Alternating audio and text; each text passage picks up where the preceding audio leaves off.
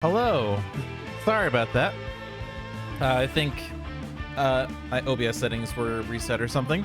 Maybe there's a Windows update that I didn't notice.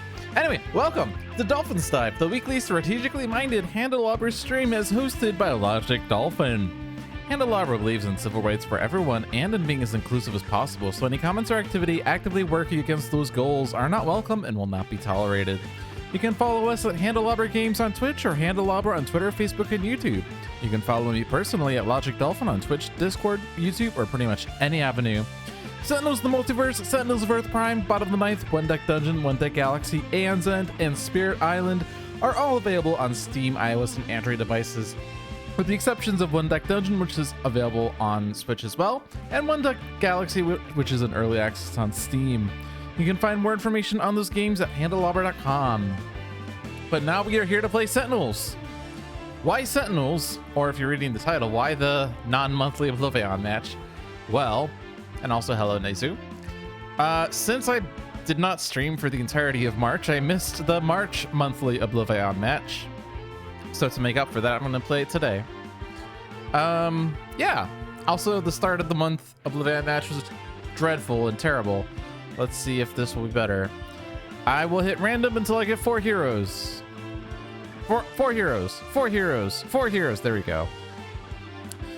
Freedom 5 Wraith, Dark Watch Setback, Fanatic, can't speak, and Captain Thunder. Variant Captain Thunder. In Terminus, Tartarus, Tomb of Anubis, Insula Primalis, and Realm of Discord. Let's fight. And let's hope that we have a better match this time.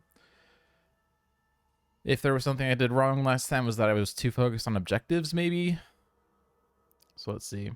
Been playing Sentinels again recently. Chrono Ranger's been storming through villains lately. Chrono Ranger is one of the best heroes, in my opinion. And I will not take questions at this time. Don't at me. One of those things.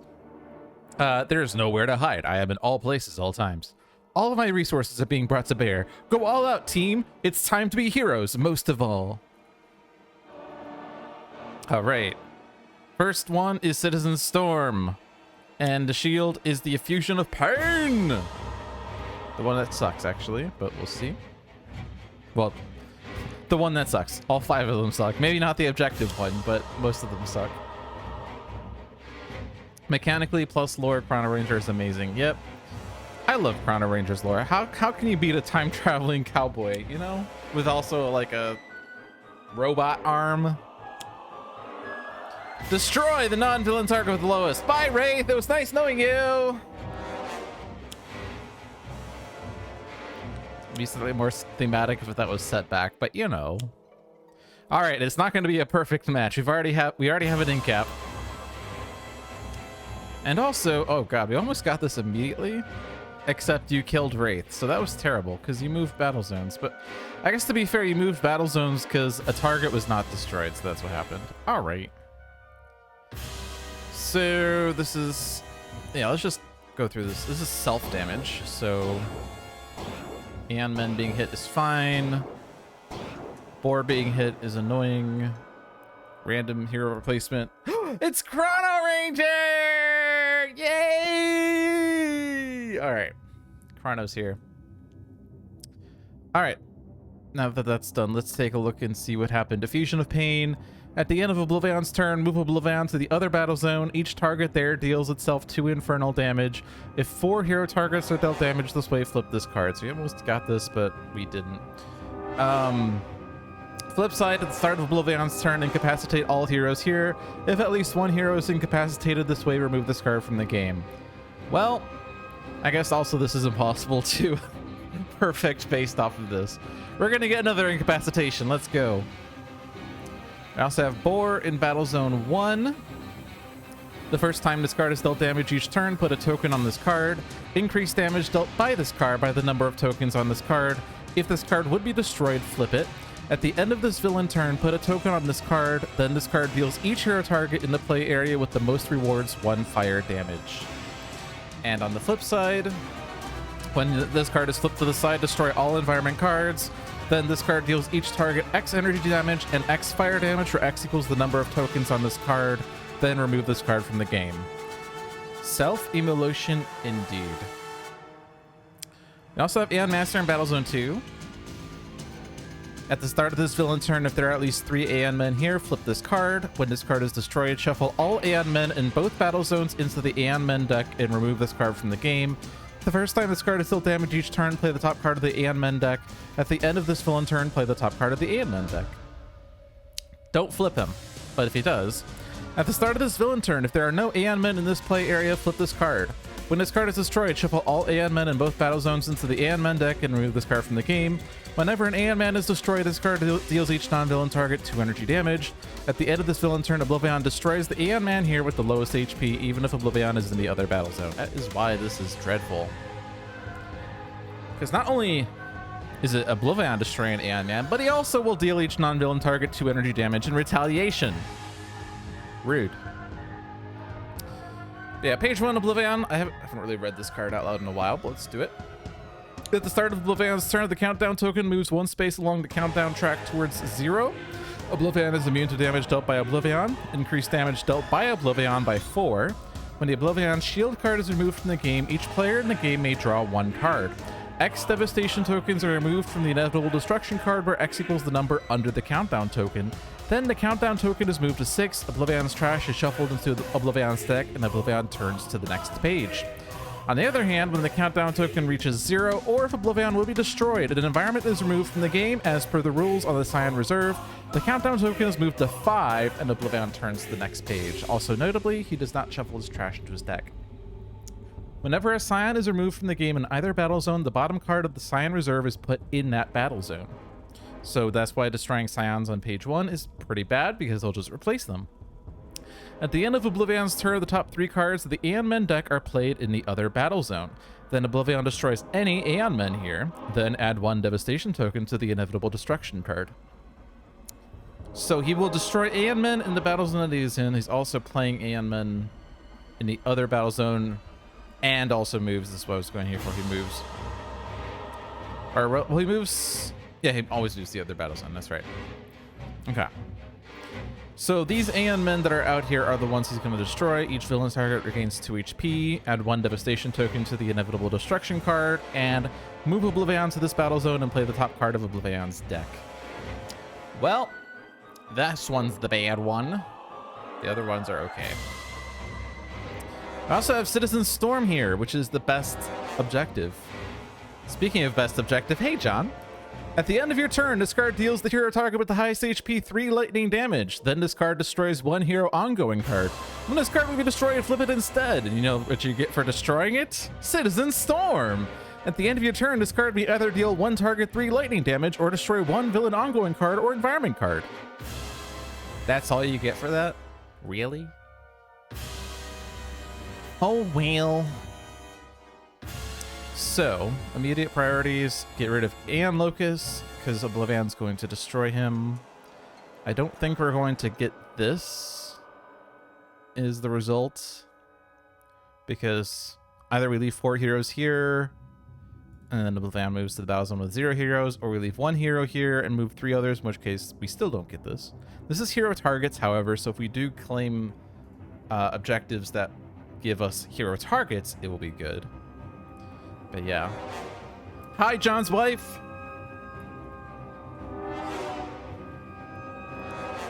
So yeah, what do we want to do here? We have Best of Crimes Toronto Ranger. Select a hit non-hero target until after the next time you use a power. All bounding cards also affect that target and are not destroyed when that target leaves play. Which means we don't have an innate power. We do have Neurotoxin Dart Thrower to give a damage reduction, but not really any good consistent damage. I mean, one-shots deal damage, right? We also have 1 player may draw 2 cards. If they do, they discard a card. Select a target, reduce the next damage dealt to that target by 2. 1 player searches their deck for an equipment card, puts it into their hand, then shuffles their deck. That's actually a pretty good one. I like that one. Setback, however, does not have any equipments. Fnatic does have the Absolution, the Aegis. That could work. Captain Thunder, do you have equipments? I feel like you don't. You do not. And of course, Chrono has equipments such as the Neurotoxin Dart Thrower, or the Compounded Bow, or Danny Boy, or Jim's Hat, or the Masada, or Temporal Grenade. But are those helpful right now? Yeah, what do we want to do with Chrono here? If we move from the Battle Zone 2, there's not really anything to do there because there's no Aeon Men there. Leave him in Battle Zone 1, we can get a bounty out. Obviously, bountying OblivAeon is probably the best one, but at the same time, if I'm claiming Citizen Storm, that's just gonna get destroyed. I'm not sure if I will, though. We could play the Neurotoxin Dart Thrower and just hit Citizen Storm. And that way, he doesn't destroy an equipment card and only deals 2 lightning damage, which isn't the worst. In that case, you should move the Battle Zone 2, I would say.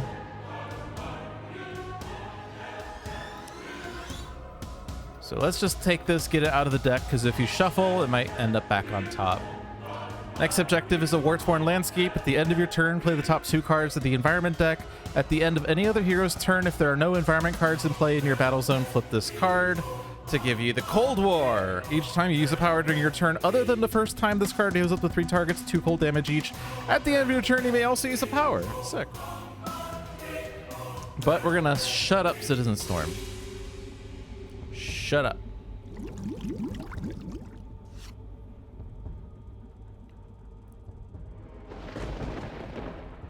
Okay. Setback. You have Reckless Strike. That does not kill Aeon Locus. You have no tokens, and your base power is just token reduction, which is kind of lame, but we can at least hit Aeon Locus. I don't think we want to remove that token, but I mean, remove 1 token to reduce damage by 2. I guess it might be okay.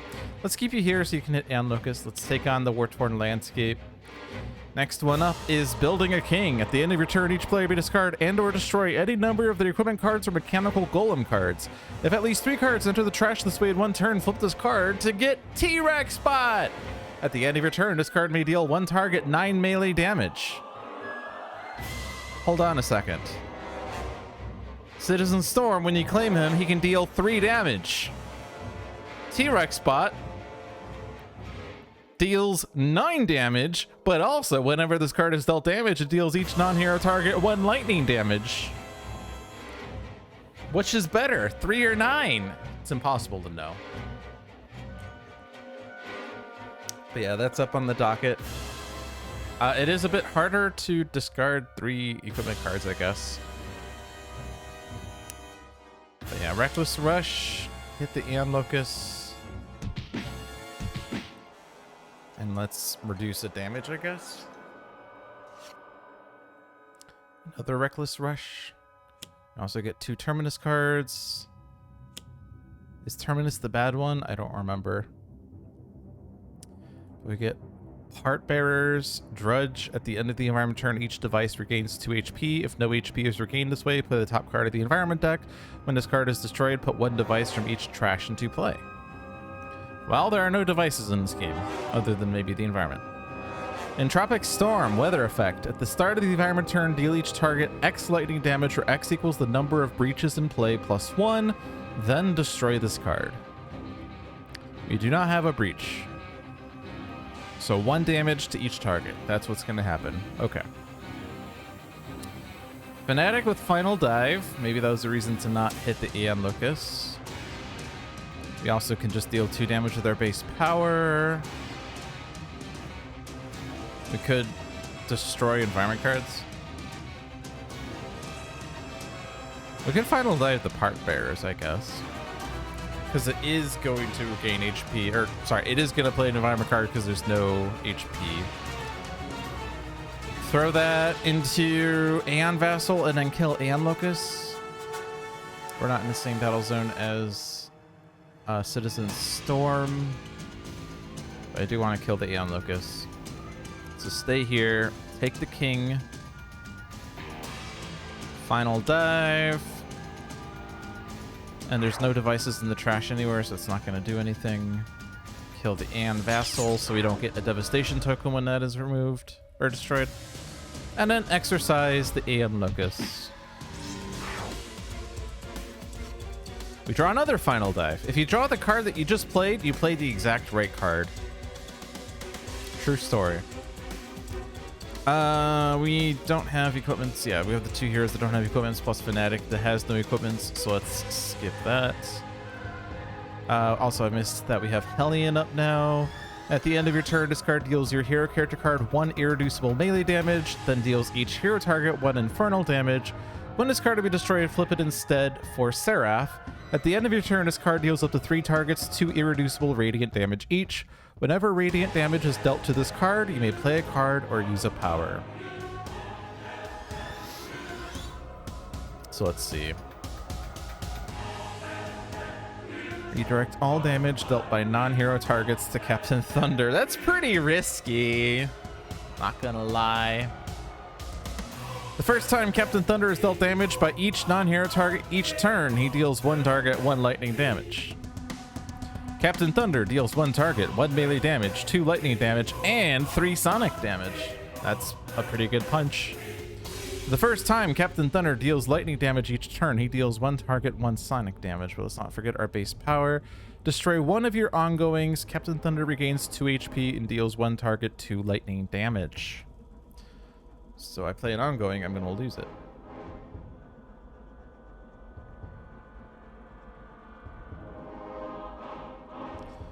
We could do a lot of damage to Citizen Storm. We have 6 damage here and 2 damage here. That's 8 damage. Puts him down to 3. Also, we have Hellion, I guess. We could do that to Hellion instead. More inclined to move to Battle Zone 2, as we would use up the damage reduction. Yeah, so we want to move to Battle Zone 2 for that one then.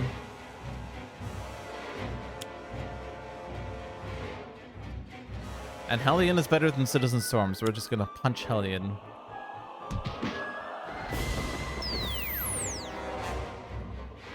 And nicely, we don't have to destroy an ongoing to actually do this. We can just do it. Next up is this thing over here. Nature's Compulsion. At the end of your turn, you may move your hero to the other battle zone. Each time your hero enters the battle zone, add 1 token to this card. When there are 4 tokens on this card, flip this card. This will give you Primordial Boon. Increase damage dealt by targets in this play area by 1. At the end of your turn, each hero target in this play area regains 1 HP. Then you may move your hero to the other battle zone. A really slow reward to get, but +1s are good.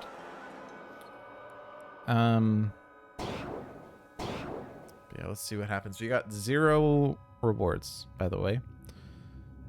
Weather effect going off. We have the -2 used up there. We have a breach. The Nihiler thingy. Damage. War is unstable. Alright, but yeah, Nihiler Soul's Furnace. Breach. Each time an environment target is destroyed, each hero target deals itself 1 psychic damage, and each minion regains 2 HP. Also, that's a 20 HP card. Yikes. Who is considered to have the most rewards in play, Setback or Fnatic? Well, Fnatic does not have her thing, so Setback is ouch.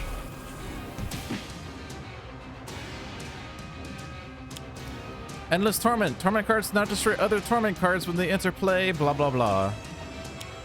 Random Minds and Souls. I'm gonna actually, since I'm in a card reading mood today, let's put card display time on forever so I can read these out loud, because I like to do that. I like to read. Torment cards do not destroy other Torment cards when they enter play. At the start of the environment turn, play the top card of the environment deck. Also, this is an environment card that does not have flavor text, or flavor, what's it called? Flavor keyword. It literally has 0 keywords. I feel like that is really rare. Alright, Random Minds and Souls, damage, and destroys 1 of their non-character cards, so we lose our things. Neurotoxin Dart Thrower is gone. We get the Aeon Warrior, who deals damage to Captain Thunder, yeah.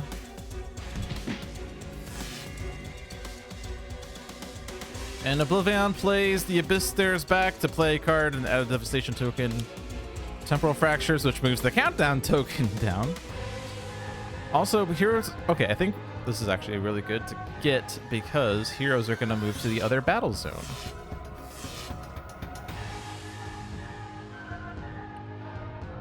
Which is nice because the Effusion of Pain is going to move OblivAeon to the other battle zone, which is going to result in 4 hero targets being dealt damage.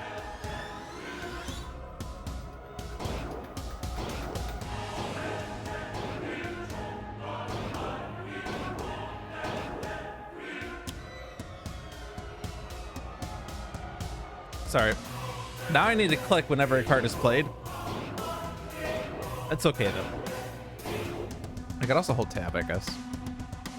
Alright, so now Drawn Deadly Attention is active. At the start of OblivAeon's turn, incapacitate all heroes here. If at least one hero is incapacitated this way, remove this card from the game. Which means that we could get this immediately by leaving at least one hero in either battle zone. We're not really set up to win though. Countdown's only at 3. We have no rewards yet. That said, if we do nothing here... Also, this is kind of a risky one as well, because he's going to incapacitate all heroes, move to page 2, and then deal damage that doesn't hit any hero target, so he adds 4 devastation tokens, but you know. I guess countdown at 3 means he will remove 3 devastation tokens.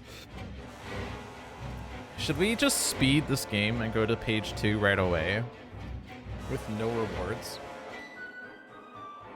I mean, what's the worst that can happen? I die? If I leave, I guess these Ammon aren't the worst though. Damage isn't dealt if there's no one here. An HP recovery, but there's not really any HPs to lose. But I guess the bad part is that Aeon Master is here. So if I do nothing,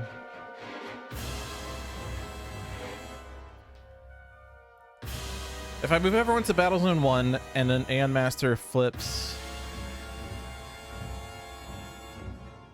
yeah, we have all these Aeon Men over here, and whenever they're destroyed, he will deal each non-villain target 2 energy damage, and OblivAeon will always destroy Aeon Men here with the lowest HP at the end of the villain turn, so it's kind of rough either way.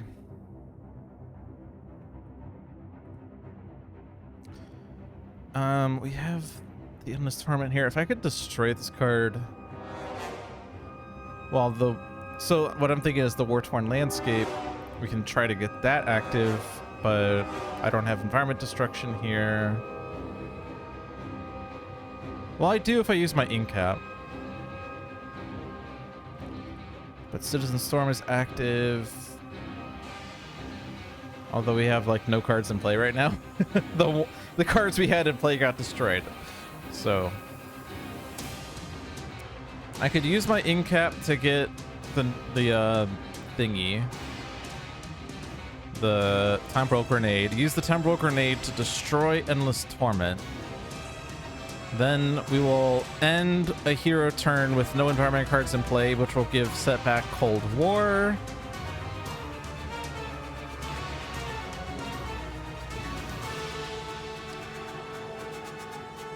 It will require Chrono Ranger to stay here, which means that he will probably just get incapped by OblivAeon. But I mean, if that was our intention, then that's fine. Sure be nice if like, well, I guess we don't care about Citizen Storm, right? So we could just lose the Citizen Storm objective. Yeah, so let's move every other hero to Battle Zone 1 then. And leave Chrono Ranger here. So stay here, use the Incap to get your Temporal Grenade. And use that to get rid of Endless Torment. I guess if we could kill Citizen Storm, we also could use Citizen Storm to get rid of Endless Torment. Good luck getting 10 damage on Citizen Storm.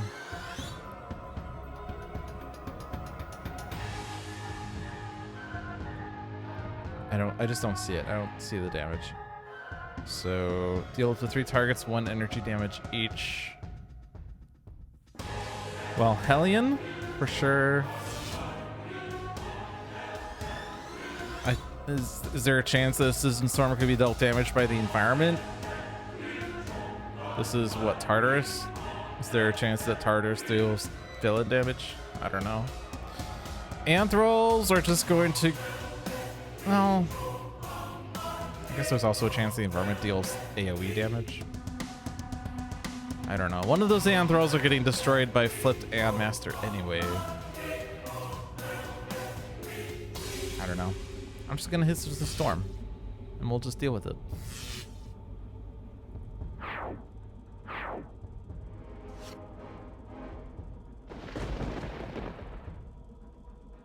Wars for the Landscape is accomplished. So move it to Battle Zone 1.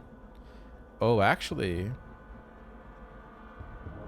you don't have to move. You can move at the end of your turn. Is there a benefit to doing that?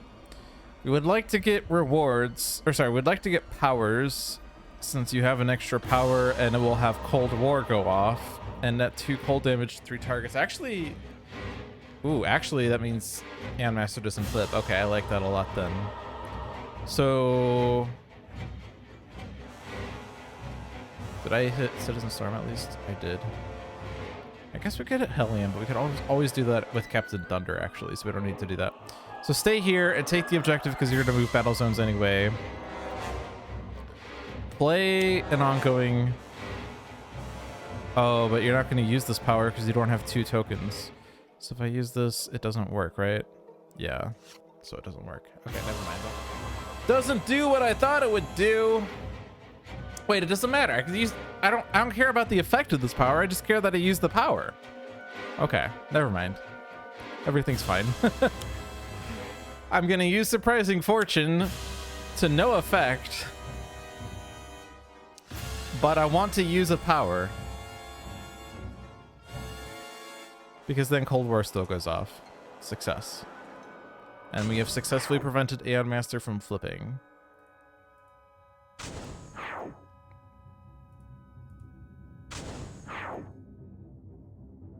Now move.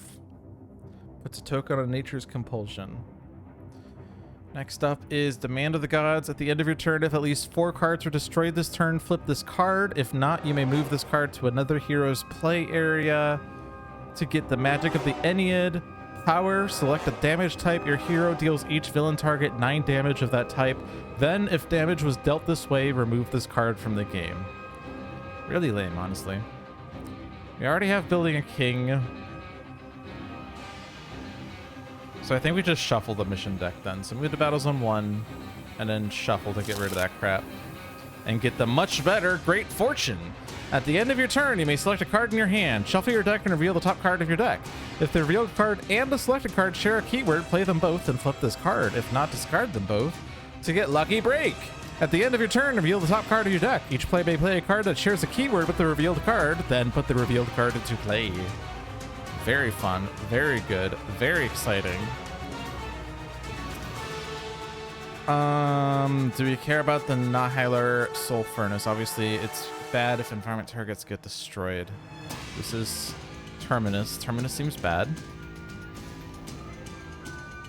This is a target. Yes.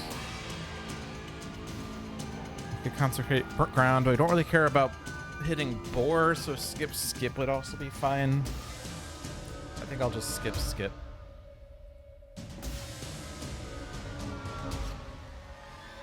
End of Days is here. Still no equipments though, so skip there. Move to Battle Zone 1, keep Hellion. We could trade Hellion if we wanted. I don't foresee why I would want to trade Hellion. I guess we could put Seraph on a different person.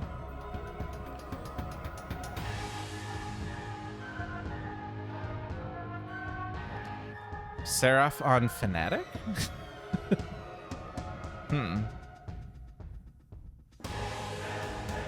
I mean, we don't need it to be with Fnatic. Fnatic can always just deal damage to Seraph whenever, and that hero would benefit.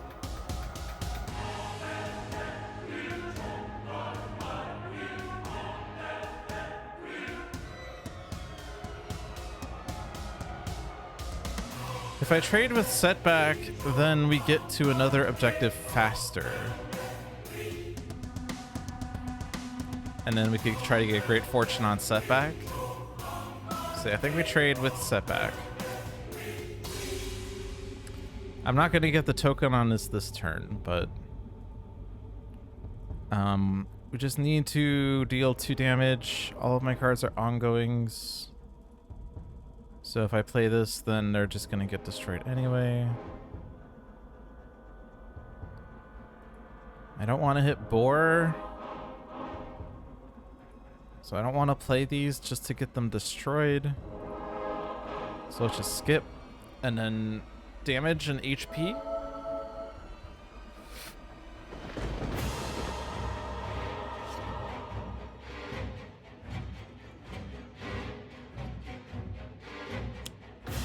Entropic Storm, weather effect. At the start of the environment turn, deal each target X lightning damage. Yeah, we already have this one.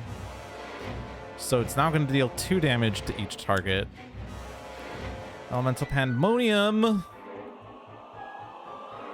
Oh, dear Lord. Oh, dear Lord, this is bad. This is 5, 5, and 5. Yikes. The first one is -2, and then the rest are 5, 5, and 5. I am scared.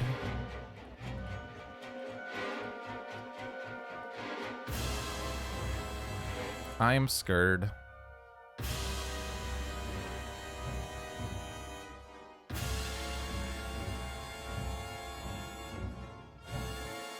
End of days. Oh, end of days doesn't work for that, right? Or no, end of day. Ooh. End of days works, right? Because it says end of day says destroy all cards in play other than discard character cards and relics. But wait, are objectives character cards? I don't think they are, right?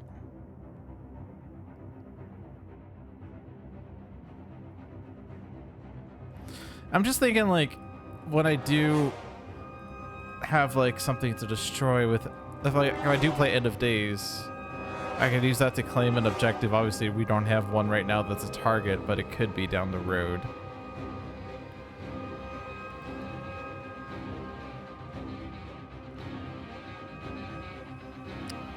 It's really just a question of who's taking 13 versus 15. The answer is it's bad in any case. I mean, Setback's not set up. He does have rewards, but yeah.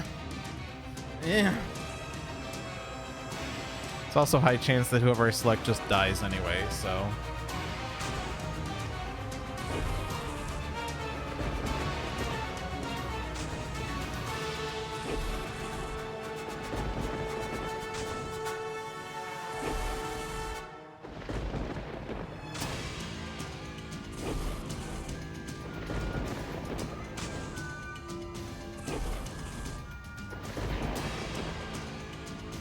Oh, it also just, yeah, Setback just dies. He was always the target with the, or here with the most rewards, so he was always going to just die here. We get Johnny Rocket. Variant Johnny Rocket? No. Yes? No? Play 1 card or draw 1 card. Oh, yeah. You don't have powers, though, do you? You just have a lot of momentums. So Cold War's not so good right away. Don't go to Battle Zone 2, though, because you're going to die to OblivAeon. Forgotten Spartan. Spirit. At the end of the environment turn, this card deals the non-spirit target with the second highest HP, 1 projectile damage, and 2 melee damage. That person's name is Aeon Master, which sucks. That means that Aeon Master does flip now? Yeah. It is what it is. The Scion with the lowest HP deals the hero character card with the lowest HP 3 infernal damage. Discard a card.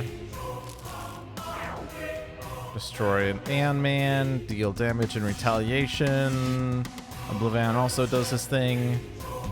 And then Chrono Ranger just dies. Alright, I'm gonna hit the random button. Very exciting. We have Rogue Agent Knife. Rogue Agent Knife is so good because you get to stay right where you are. And then die. Oh no!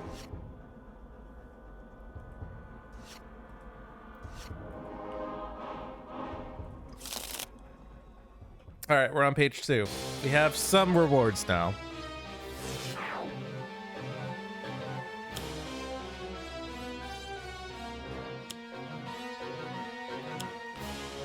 If no heroes are moved this way, move OblivAeon to their battle zone. It's honestly a really good card to get right now because that means we're not going to get 4 devastation tokens for no hero targets being dealt damage.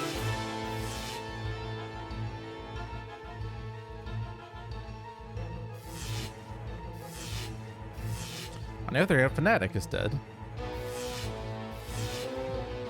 But 2 replacements. The first one is Lifeline, Blood Mage.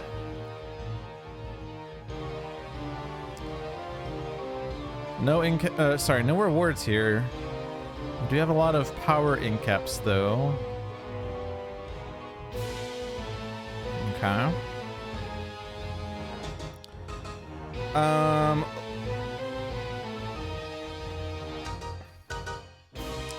We'll go ahead and move you to Battle Zone 1, that's fine.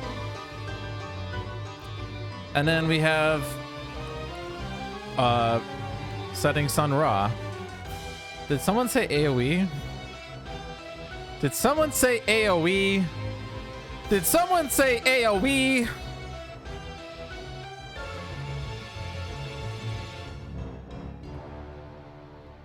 Actually, AoE would be really good for Battle Zone 2, I suppose. But let's see. The Ant-Men that are here, though, if OblivAeon destroys these, they don't do anything. Except, I guess this one's as a devastation token. But if no one's there, Ant Master will just slowly kill the Ant-Men and do nothing. So just leave Battle Zone 2 empty. So actually AoE is not really going to do that much. So we have the Great Fortune. We have no rewards. Probably better to take the objective. You have a lot of one-shots, equipments, ongoings, which everyone benefits from. Well, maybe not everyone per se, but not everyone has equipment cards.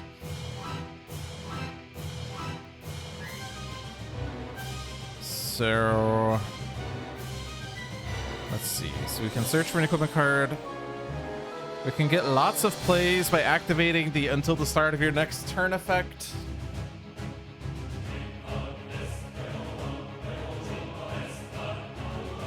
That way we can reclaim like a reward here, play it, and also play a momentum.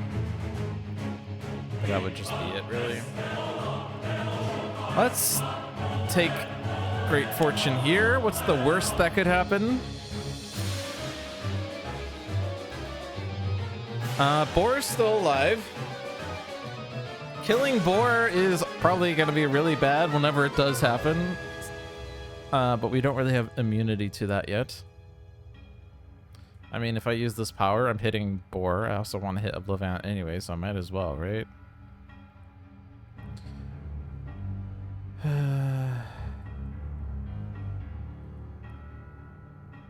Just get an equipment card? Why not? Equipment card me.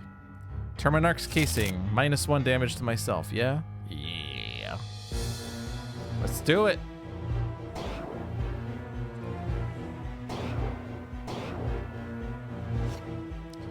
Get Infernal Detonator. Select a card in my hand and then reveal the top card of my deck after shuffling. So what do we have a lot of? One shots, we have 3, 5, 7, 10, 13, 16, 19, 22. That is already more than half of my deck, so it absolutely is going to be one shot. Womp womp. And My HP is really high. Let's deal 2 damage to OblivAeon. China Rocket stays here. Shattering Blow is here. What? What?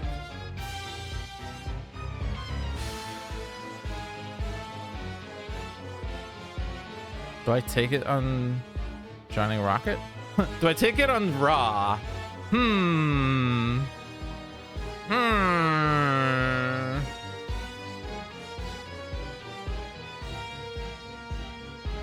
I have decisions to make here. Who's gonna get the OblivAeon shard?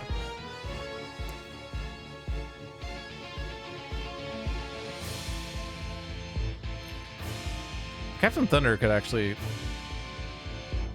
do things in Battlezone 2 this turn. 4 HP is not a lot. He's probably gonna die, but he could do things in Battlezone 2 this turn.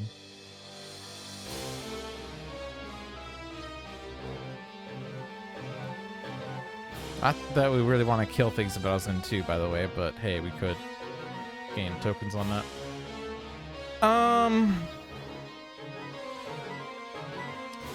Rewards that I reclaim are going to make Boar target that person, right? No heroes have any space reward cards in play. So if Johnny Rocket reclaims a reward, he's going to be hit by Boar. Otherwise, whoever claims the OblivAeon shard is probably going to face Boar's Wrath.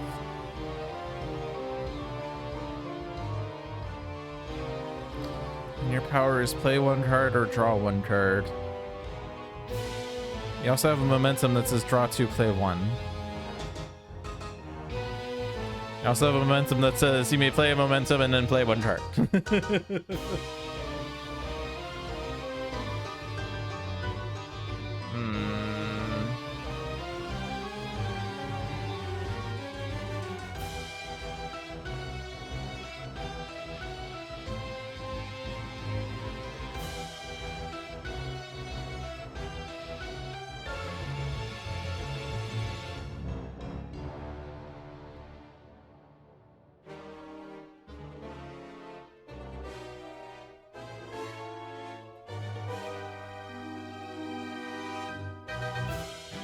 Sure, it'd be nice if we had damage immunity.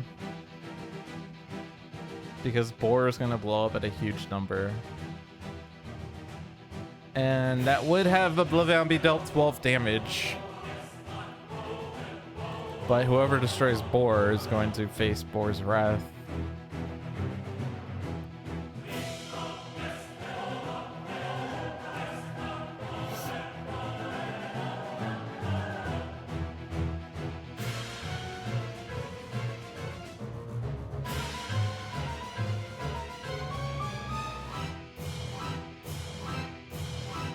Also, doesn't Johnny Rocket have an infinite?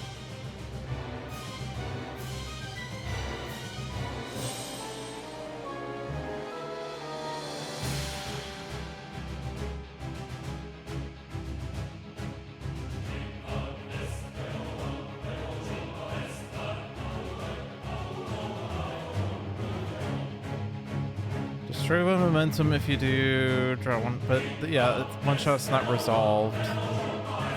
Destroy 1 momentum if you do at the end of your turn, draw up to 2 cards and play up to 2 cards. Yeah, so you could play Still Life repeatedly once you're all set up. So Johnny Rocket with OblivAeon Shard is really good then, right?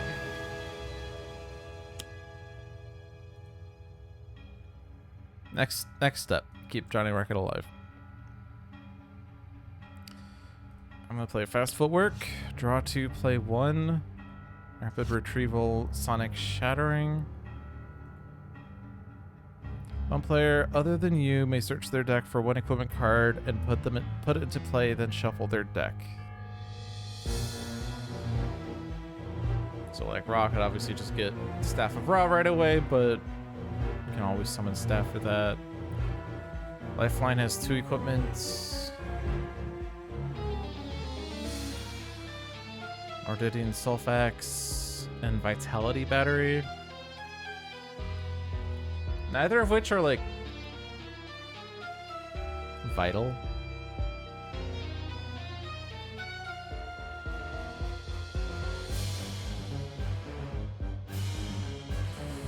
But it is putting stuff into play, right? And actually getting equipment card out of Lifeline's deck is pretty good, as it will thin out the deck and make it easier to find one-shots. So we want to play Rapid Retrieval, but first we will play Picking Up Speed to play Rapid Retrieval. And then play whichever one of these. Just that one, I guess, I don't know. So I have a power that doesn't deal myself damage. I get another Rapid Retrieval. I have no more cantrips.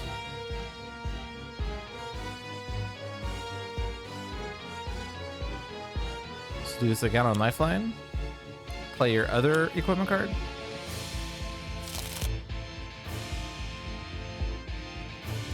And I think I'm just gonna draw a card here.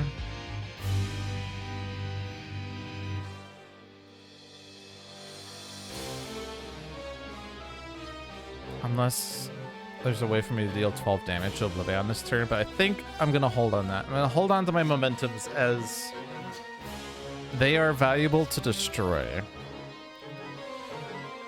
And also drawing a card is really good, by the way. Stay here. Orchestrate the Void.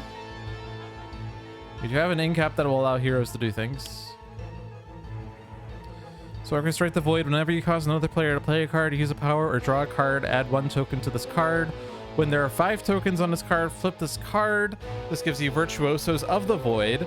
At the end of your turn, each player may draw a card, then 1 player may play a card, then 1 hero target deals 1 target 2 energy damage, then each hero target regains 2 HP. A reminder that Citizen Storm deals 3 damage. That is equivalent to this, basically. Hard to explain, but 3 damage is basically 2 damage plus draws plus play plus damage. You know. Alright, Nature's Compulsion is still there. But yeah. Summon Staff, right? We now have 2 staves. So if I do Blaze of Glory, obviously I hit Boar, which I don't really want to do. And we don't have any other target to hit. So Blazing Tornado is probably better here. I don't have any self-damage yet, so I'm going to hold on to my staff. So yeah, let's just do Blazing Tornado and hit OblivAeon.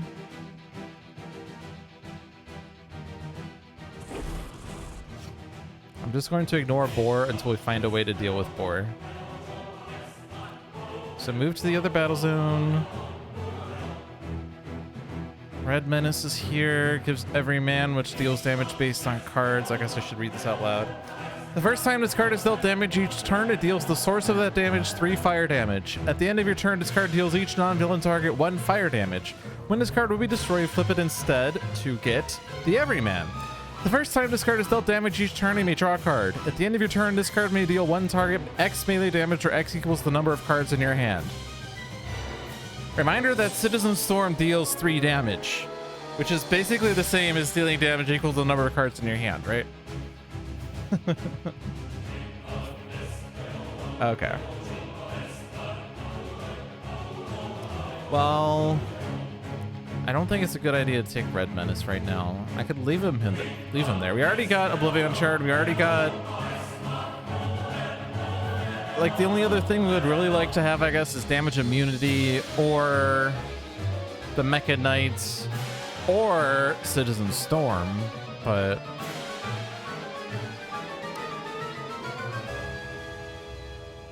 We do have Ra here, who could provide damage immunity. We don't have that yet, though. Or, sorry, fire immunity. Which would make Red Menace do nothing. We all have objectives right now.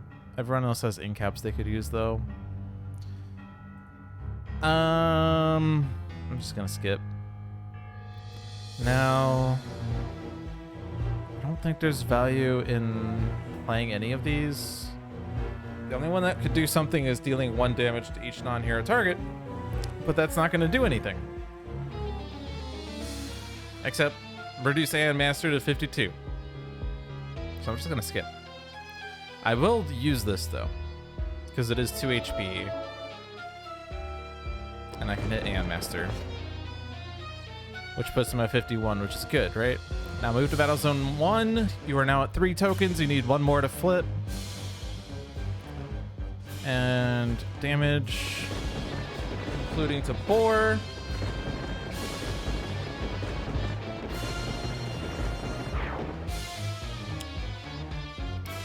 The Omega Throne. Breach. Reduce damage dealt to the villain character with the highest HP by 1. At the end of the environment turn, the villain character with the lowest HP regains 5 HP. Yeah, that's trash. Oh, well, it healed Boar. That's fine. Scion deals damage. Each player will discard a card, except Captain Thunder was incapacitated, so we don't do that. Alright, we're not getting the thing. Whatever. It's fine. Hit Lifeline. He's fine. He has a -1. Captain Thunder's replacement is the Adamant Sentinels! Don't go to Battle Zone 2 because you'll just die immediately, right? Forgotten Spartan again. 1 projectile and 2 melee. This will put you at lowest, but it doesn't matter. This is why we did not put Sentinels in Battle Zone 2, because Aeon Master will just destroy this Aeon Man and then blah.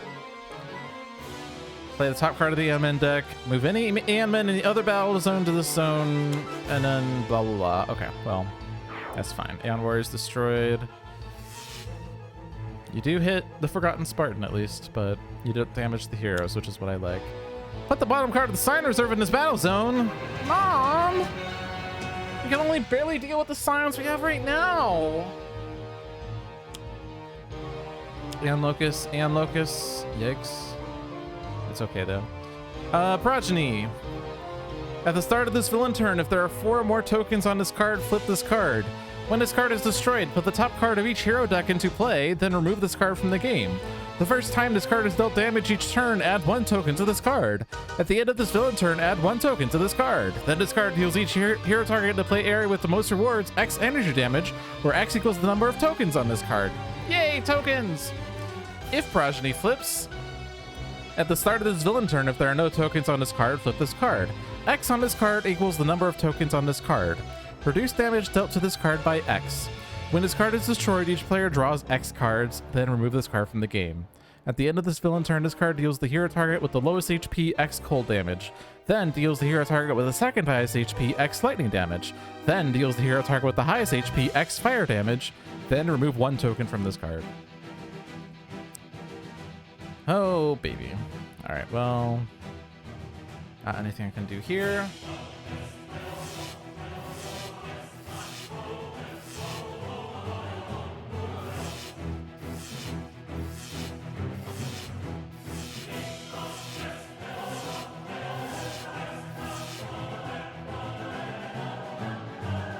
Okay. Still want to do Great Fortune. Can leave Red Menace there. Blackout? Blackout? Is this where we hit Boar with Blackout?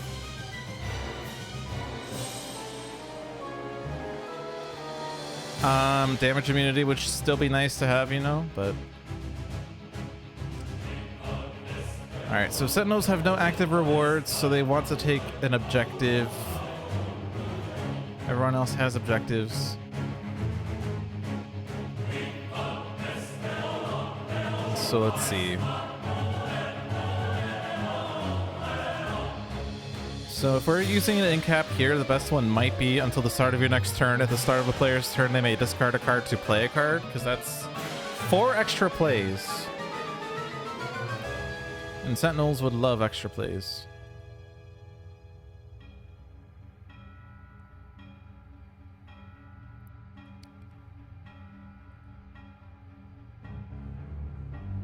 Yeah, I think I'm going to do that. So stay here and use your in-cap. At the start of each turn, they may discard a card to play a card.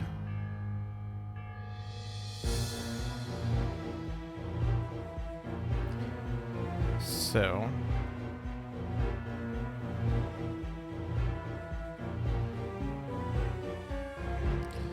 Probably want to play Orphic Repository because we can get the cards from my trash back into my hand this way, slowly. I only have one Infernal Detonator, but I have multiple Matter Manipulators. So I'm gonna get rid of Matter Manipulator. Play that. Play that. And then I can kill an Aeon Locust. That will hit each villain target for 1 Infernal, but that will add another token on Boar. I could just do 5 damage to OblivAeon, which is pretty good.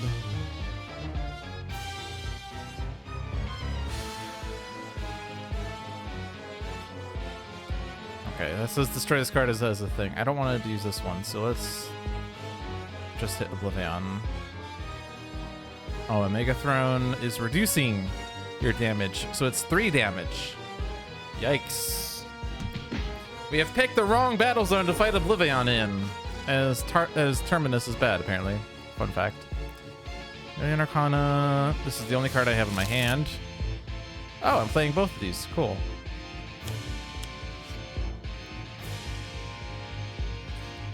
Okay.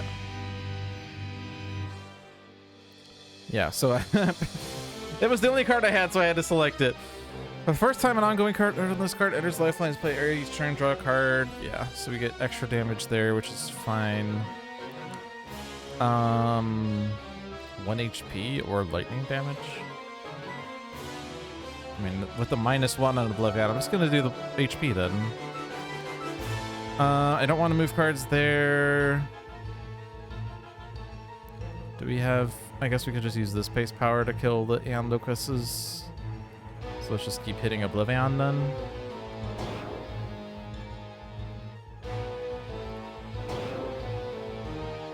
Cosmic Immolation is entering play at the wrong time, but we can all play ongoing cards. So Johnny Rocket has Momentums. Ra has Wrathful Gaze. It is not limited, so I can't do a thing there. And you do not have ongoings, so play your Wrathful Gaze. That's fine. You have Momentums. Start with draw 2, play 1.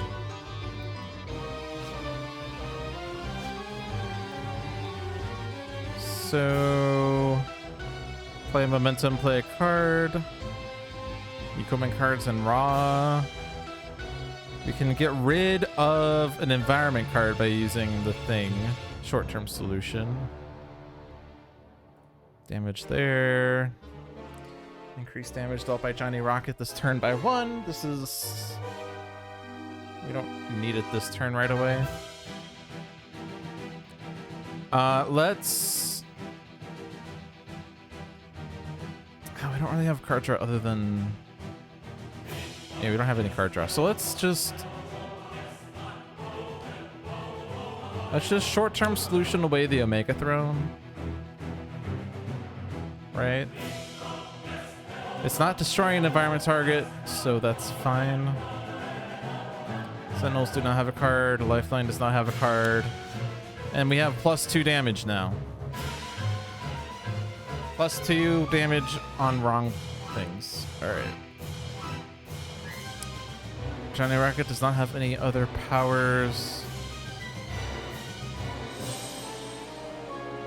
We're keeping Shattering Blow. The incaps are draw a card, use a power, reveal the top card of the deck, discard or put on the bottom. So I think this is the time to regain Seraph. We can discard to play. Get rid of Interstate Charge, honestly. Play that one. And again, we could use like picking up speed to play a lot of cards. I don't really need to play a lot of cards this turn.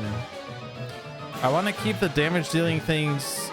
We don't need the +1 this turn, I don't think.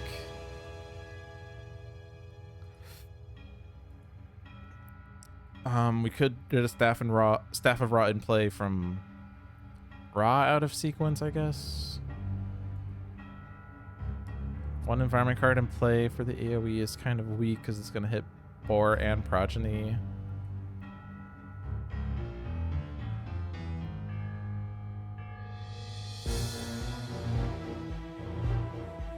Could just be a skip. I mean, this does say draw a card, so like, I might as well, right?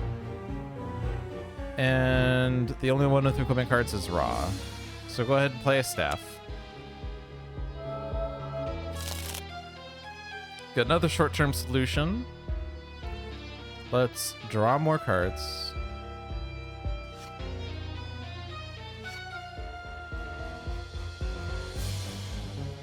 Now Seraph is going off.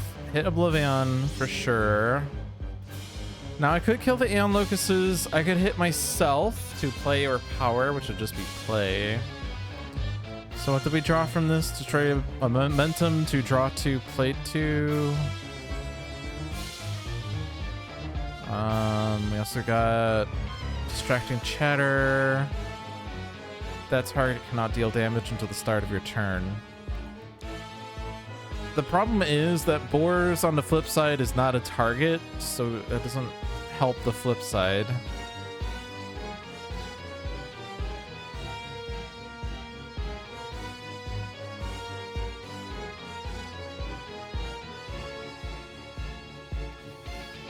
We could destroy momentum and draw lots of cards and play lots of cards, or just play it to draw cards.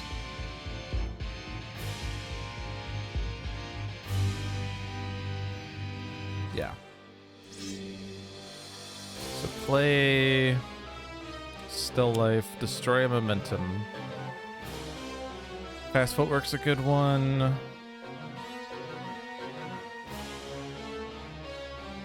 Yeah, Fast Footwork. It is now the end of my turn. Well, no, sorry, I still have to finish this.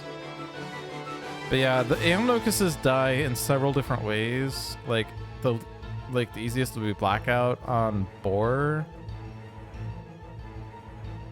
So I'm not really worried about that one. Blackout on Boar will kill these 3. I could hit Boar so that it deals more damage with Blackout. But that's scary when you're at 1,000,000 tokens though. But we do have the thing to prevent. So if we don't destroy Boar this turn, we can at least make sure he doesn't deal damage to us this turn.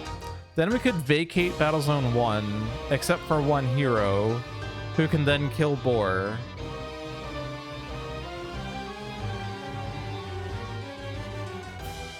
I guess like the Sentinels would probably have to be the one, which would be pretty awkward. Unless we can somehow get Writhe's redirecty thing, in which case it's not as bad, but it's X and X, right? So you're still gonna take the second hit.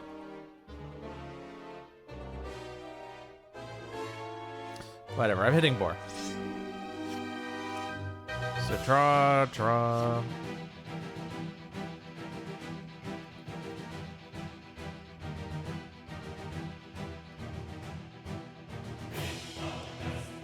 I mean, we're playing 2 right now. Destroy, play, and then I get +2 damage for all of my flurries.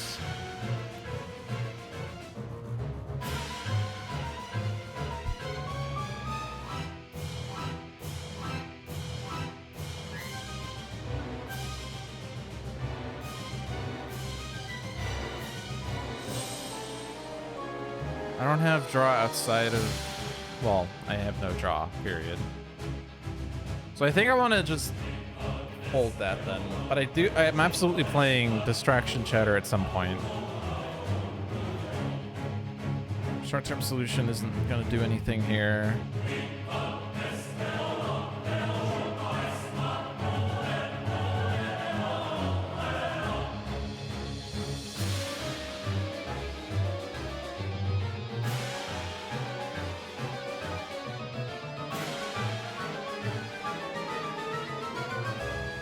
I could just do Supersonic Surge to draw a card and get a damage increase just for fun, I guess. So get rid of a Fast Footwork. Draw. And then Distracting Chatter on Boar. No, I don't want to. Oh, I don't want to do that though. Because then I can't use Blackout this turn. I guess we could use Blackout to kill Boar next round. I guess that's what I'm going to do. It will be a Sentinel sacrifice if I do that though, which is annoying. Okay, well. Picking up speed is the one to destroy now. Okay, so stay here. We want to keep Orchestrate the Void. We could trade it to someone who is better able to use it. Or better able to trigger it, I suppose. Unfortunately, that would be Lifeline, as you do provide extra plays with Lucky Break, but you don't have another objective right now. Could trade it to Johnny Rocket, but you don't seem to be providing a lot of stuff to the other heroes with your stuff. Sentinels don't have an active objective. Otherwise, I get one tick on it by having a player play a card. Sentinels playing Team Communication out of turn is fine. So that's fine.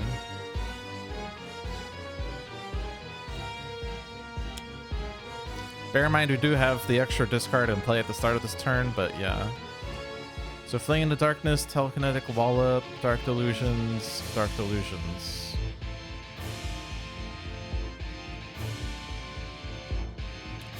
So this is another way that we could use to kill the Aeon Locust. Durasteel Chains would be one card I would like to play at some point.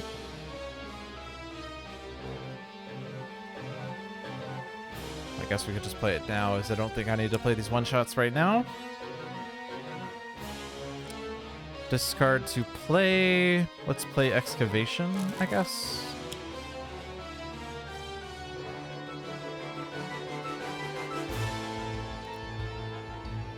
And I guess I'm going to put Part Bearers on the very bottom. Well, I guess this is very bottom each time, but whatever. I don't really care about that. I draw Inferno, Wrathful Gaze, Inferno. Inferno is another way to kill the Aeon Locusts. Alright, I'm gonna do Inferno on OblivAeon. And then damage Aeon Locusts.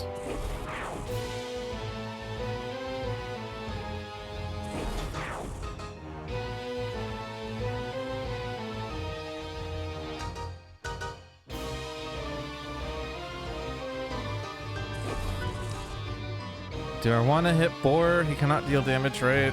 Yeah. Also, Sentinel's Nemesis, yikes.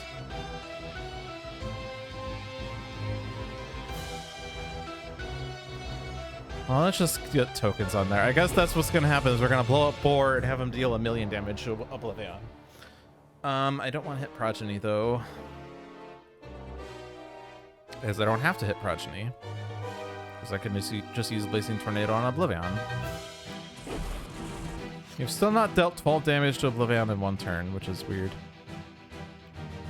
So stay here and take the objective.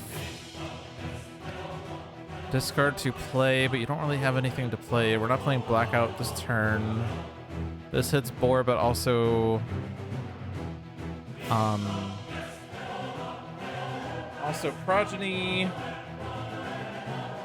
Can use this to just destroy the Nihilar Soul Furnace. We could also use that to just destroy whatever. So I think this is just a skip, as awkward as it is. This isn't doing anything just yet, although there are lots of targets in here. Wow, there are a lot of unique targets, actually.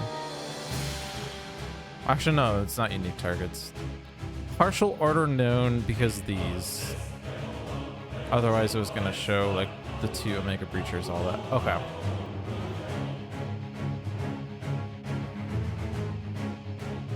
I guess it's Telekinetic Wallop.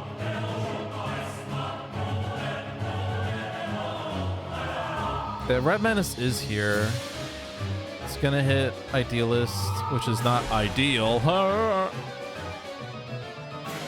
Screw it, I'm going to hit Boar.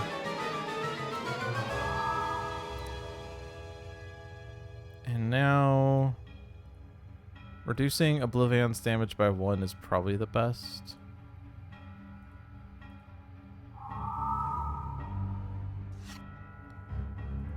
And then Red Menace goes off, hits everyone for 1 fire. I don't think we have any reactions here. Let's not forget we have we have the Cosmic Immolation to play, by the way. Lest we forget. Alright. Omega Desecrator. Minion device. Increased damage dealt by this card by 1 for each drudge in play. At the end of the environment turn, this card deals the hero target with the second lowest HP 1 toxic damage. Also known as Writhe, I guess. If OblivAeon is here, move OblivAeon to the other battle zone. And also destroy 2 environment cards. So let's destroy this one first. That is important order. OblivAeon is now in battle zone 2, which is annoying as he's gonna then deal 4 damage, but not... He's also gonna kill Aeon then, but that's actually fine. The only one that would be bad is the Devastation token, but whatever.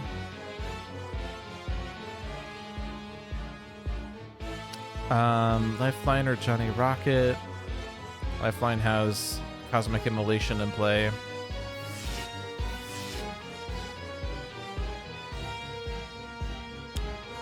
Decayed Peltist. At the end of the environment turn, this card deals the non-spirit target with the lowest HP 2 projectile damage. I guess the Aeon Warrior is that will put it lowest and will be destroyed by OblivAeon to no effect. OblivAeon moves back to Battle Zone 1. But also all the Aeon men are moving as well, which is cool. Also the spirits are getting destroyed. Okay, cool.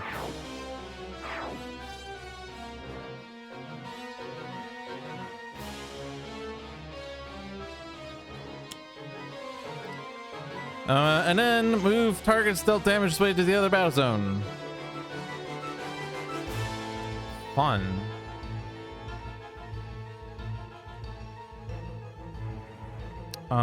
What is the order of operations here? Does the damage force the move, or is it after all the damage is done? Okay.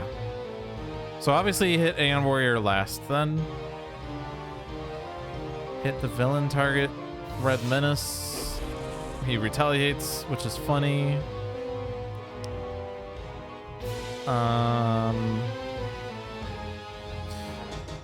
Okay, so on one hand,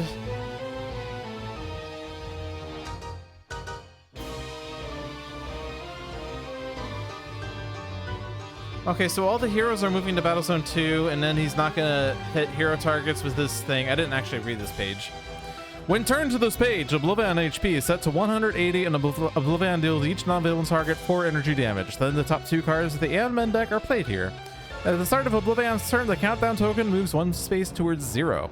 OblivAeon is immune to damage dealt by OblivAeon. If OblivAeon will be destroyed, each player in the game may draw 1 card. X Devastation tokens are removed from the Inevitable Destruction card, where X equals the number under the countdown token. Then the countdown token is moved to 6, OblivAeon's trash is shuffled into OblivAeon's deck, and OblivAeon turns to the next page. When the countdown token reaches 0, an environment is removed from the game as per the rules on the sign reserve. The countdown token is moved to 5, and OblivAeon turns to the next page. At the end of OblivAeon's turn, OblivAeon deals each target 4 energy damage. If no damage is dealt to heroes this way, 4 devastation tokens are added to the Inevitable Destruction card. Then, if at least one battle zone does not have a scion, the bottom card of the scion reserve is put in a battle zone with no scions. Yeah, so since he's moving the heroes to the other battle zone, he's not going to do... He's going to add the 4 devastation tokens, which means we're going to be at 14, which means he will remove an environment as per the Inevitable Destruction card. However, the very interesting thing about that is that he's going to kill Boar with that. And Boar has 13 tokens right now. So maybe it's high time for us to go to the other battle zone then. Wink, wink, nudge, nudge. Yeah, I think that's a good idea. All right. So Blood Mage.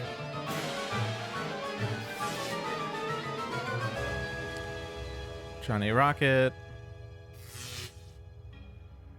Sentinels.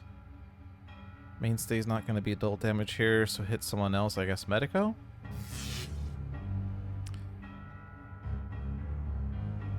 I did hit... Yeah, I hit Red Menace, and there's no other objectives to hit. Yeah. Okay, so...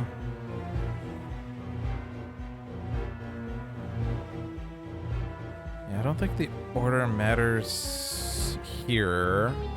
And Warrior dies, but that adds a devastation token.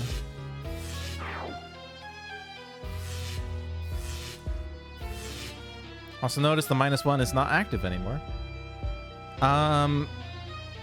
So actually Aeon Vassal doesn't die if I hit Aeon Thrall first, which saves the devastation token. How much that matters, I don't know. No, it doesn't. It still dies because it's 4 damage. Never mind. I thought it was 2.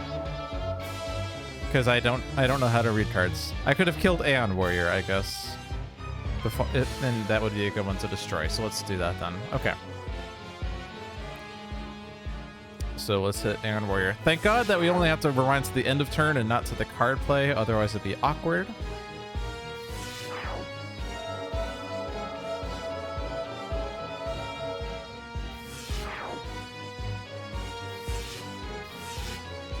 So now Boar dies to environment destruction, and he will be at a lot of tokens. He'll be at 15 tokens unless the environment pings him. 15 damage twice is 30, plus the 20 from OblivAeon. Progeny will be at 2. That's cool.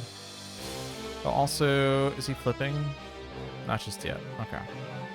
So everyone stay where you are and just beat up Aeon Master, I suppose. You do not have a current objective. Do we have cards and trashes? We have Johnny Rockets. Trash is pretty good, so yes. Okay. So we don't have that effect anymore. Do we keep this? It's a risk, but it will allow Lifeline to deal a lot of damage. So I'm gonna keep it. Matter Manipulator is drawn because I didn't destroy it, right? If you don't draw a card, yeah.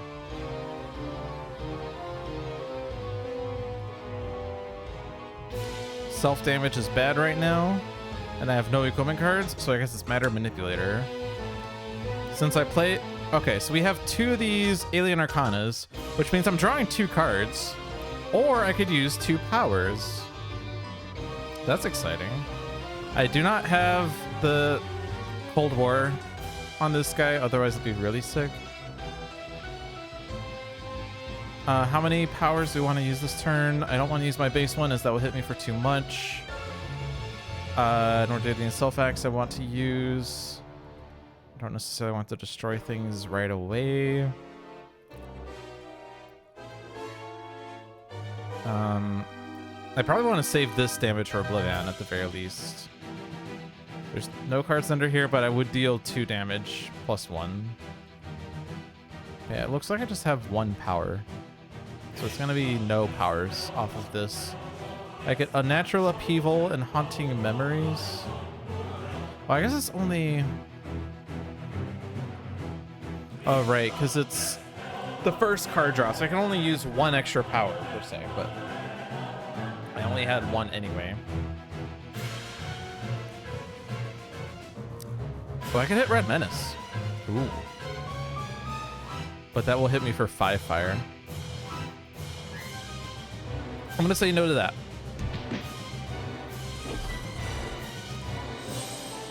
I draw Harrow. This is a lot of damage. Like, I guess I could have just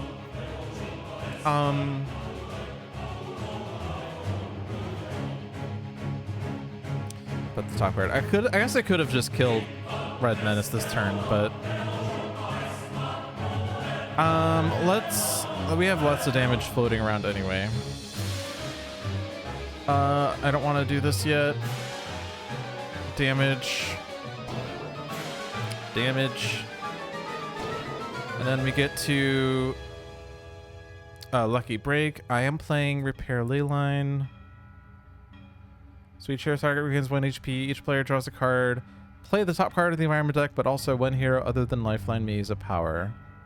And this is going to go off after we play one-shots. Everyone plays one-shots.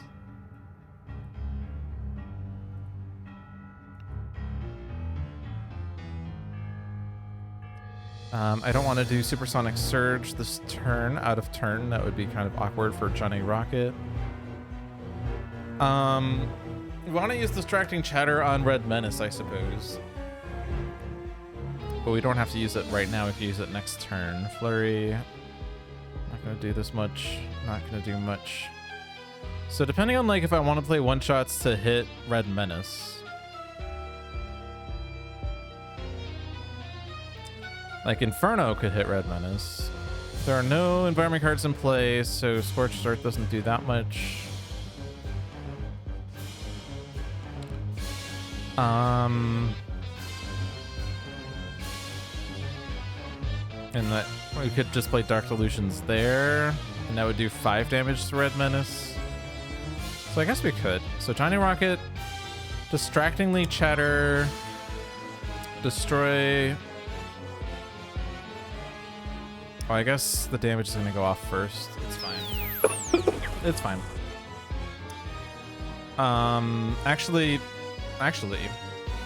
because there's no reason to have him not deal damage at that point, which is annoying. So let's just, okay. It's fine. I just don't really want Red Menace to hit Lifeline for 4 damage.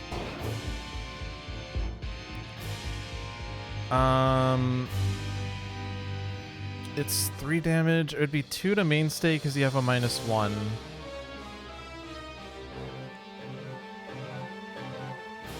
You also have a Flee in the Darkness.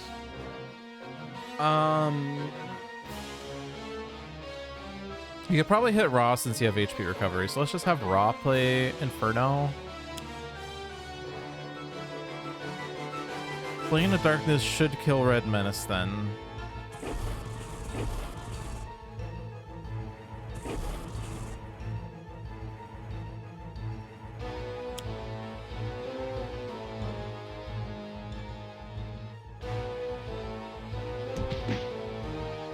Okay, so we have every man on Sentinels now. So Lifeline. You have no equipment cards. You don't need to hit yourself. You can move cards from your trash. You can discard the top card of each deck, but also put the top card of one trash into play. Is a lot of self damage. It's only 2 though. I think I want to do this one first. Although, is Johnny Rocket going to play a card at this point? Because I don't think you need to.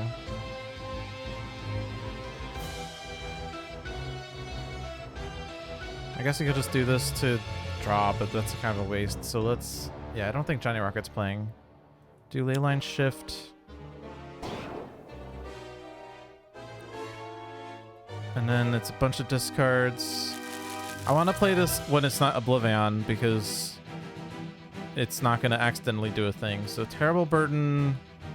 We could play this, I guess. No, of course not. We're not playing it. Charon. At the end of the environment turn, one player may discard 2 cards. If they do, destroy 1 environment card. If no cards were discarded this way, this card deals each hero target 2 infernal damage. Awkward.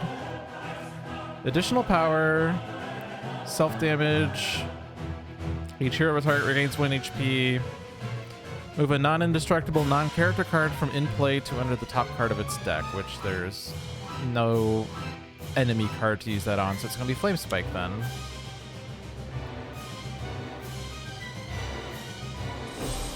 And we could use this to throw the staff. So that I could play the staff on my turn, which I'm okay with.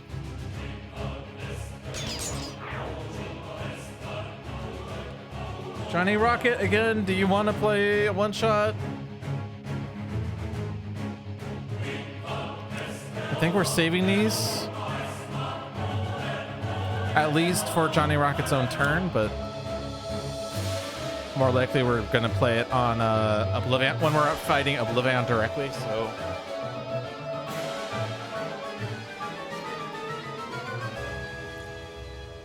all right, so Haunting Memories, Fleeting Memory, Flesh of the Sun God, Calignus form. And Decayed Peltist is played. It's gonna hurt a hero. But a hero other than Lifeline may use a power. So draw or play. We already threw our staff. Maybe I should have thought about that. Wrathful Gaze doesn't work. Blazing Tornado would just one-shot the Decayed Peltist at least. Otherwise, we could use Dr. Medico to draw a card, as this will power up every man. I like that. Also provides HP. Hopefully we get Sentinel Tactics. Team Communication is really good. Good draw. If 12 cards are shuffled into decks this way, which is very easily done, shuffling Sentinels gets another Team Communication in there and is generally a good idea. This is for discards. We don't need that. But shuffle Sentinels, shuffle Johnny Rocket, as there are strong momentums in that trash.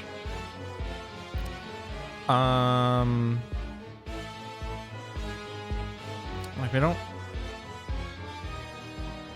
Is there anything we're looking for here? We already have Flesh of the Sun God there. I guess we want an Imbued Fire, but we could get a Summoned Staff and a Staff back. 2 staves back, actually. So I guess we'll just do all of them. This gives us Chronoist for extra plays or just straight up damage. So Sentinels playing Team Communication I obviously want to do.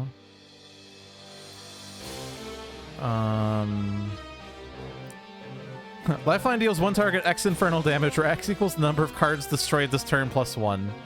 Should I have actually destroyed all my momentums this turn? That'd be cute. No equipment, no need for self-damage. My trash is empty. So I think this is a skip. But Sentinels getting more draws is, I think, better than 6 damage, honestly, as this gets more opportunities at finding more Team Communications, or hopefully more signatures or Sentinel Tactics, which I also want. No signatures, though. The card I was looking for was unique capabilities, as that will get a signature card into play and I get to play more. But I don't have that. I'm just gonna play Sentinel Tactics, as now I get to use 2 powers in a turn. And every time I deal damage out of turn, I get to use a power. Which is happening a lot, by the way. So stay where you are. Infusion of Power is up. We're very unlikely to get to a point where we only have 2 heroes in 1 battle zone. Unless, like, say we, you know, OblivAeon stays in Battle Zone 1 and then we move back to Battle Zone 1 next round, in which case that could easily happen. But I think an incap here is, or I guess we could reclaim Cold War, but you don't have extra powers still.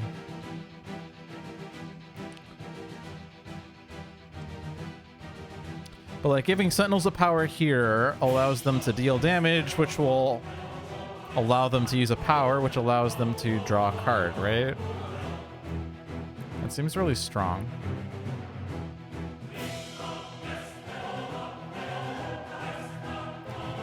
So I think this is gonna expire too fast. We'll just do 2 damage, as this is gonna be 3 damage actually.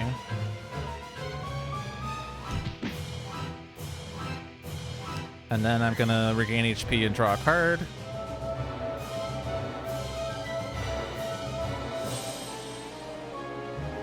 And do the Sentinels have Cold War, by the way? They do, right? Or not Cold War, Everyman. Deal damage based on the cards in your hand. Sentinels have 13 cards. All right, Everyman is dealing 1,000,000 damage. Exciting. All right, but back here, I'm not really thinking about playing a card here because I guess we could control what the Scion plays a little bit. Yeah, I think that's a good one. We're gonna do that for sure.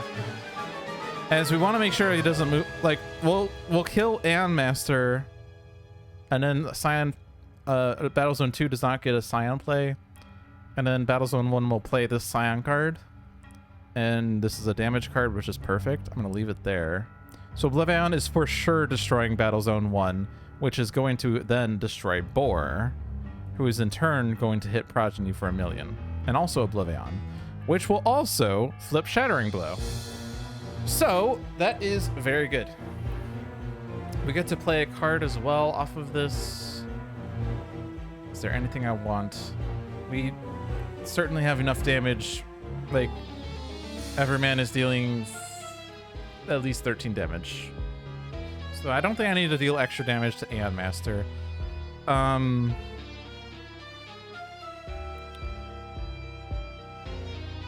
I would just want to play the ones that draw cards at this point, but I don't have that. I could just get more momentums in play, I guess. Move a non-indestructible card. This is hitting the Idealist, but I'm sure we have enough tangential damage for that to not matter.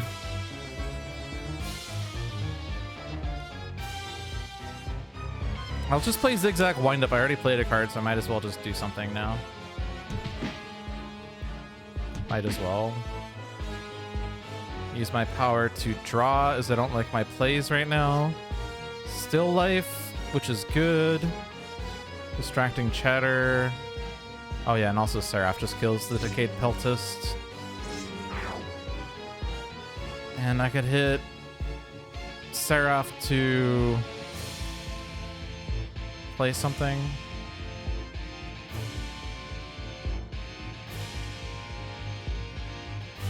I could destroy Momentum to draw 2 cards, but this costs 2 cards, so it's basically net neutral, so I think I'm not going to do that. I think I will just stop dealing damage. Stay where you are. Use an Incap because we need to get charges on Orchestrate. So player may play a card. Sentinels do not have any card draw, but whenever they deal damage, they use a power, which I do want to use. So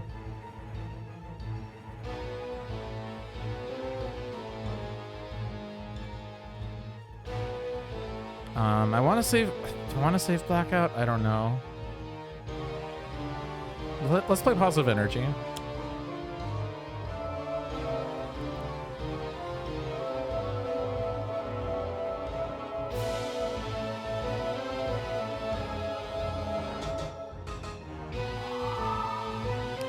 Get to use a power, so let's draw.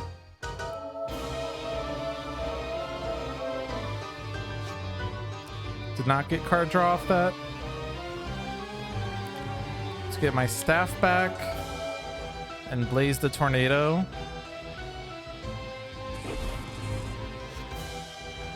Solar flare. And that's that. Okay. Stay where you are. So we could take the objective, but we're not going to be able to ever get it.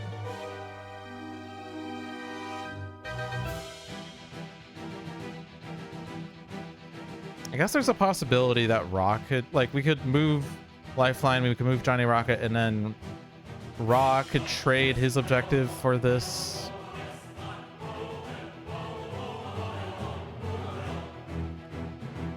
And then if the Sentinels takes damage, they get to use a power. And then this on Sentinels is really strong, so maybe I do want it, but I don't want to trade for it, though, is the thing.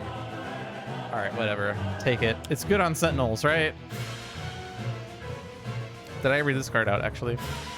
Infusion of Power. At the end of your turn, if there are only 2 heroes in this battle zone, 1 hero character card may deal itself 4 psychic damage. If a hero is dealt damage this way, flip this card for the apex of humanity. Increase damage dealt by a hero by 1, reduce damage dealt to your hero by 1. Whenever your hero uses a power, they regain 1 HP. Oh my god, is this powerful on Sentinels. Next up is the true hero in the end. At the end of your turn, each hero may deal themselves 2 psychic damage. Whenever a hero takes damage this way, add 1 token to this card. When there are 6 tokens on this card, flip this card. This gives you a brother's sacrifice. When a hero target will be destroyed or reduced to 0 or fewer HP, you may prevent that damage or destruction and make all hero targets immune to damage until the start of your turn.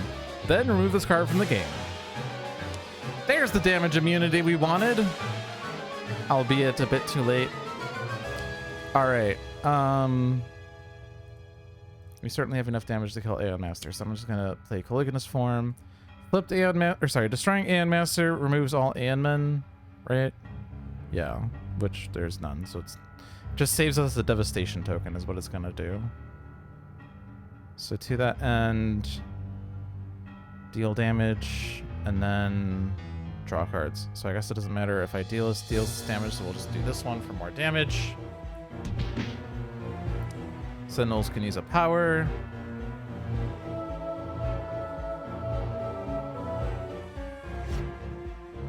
Human shield is good.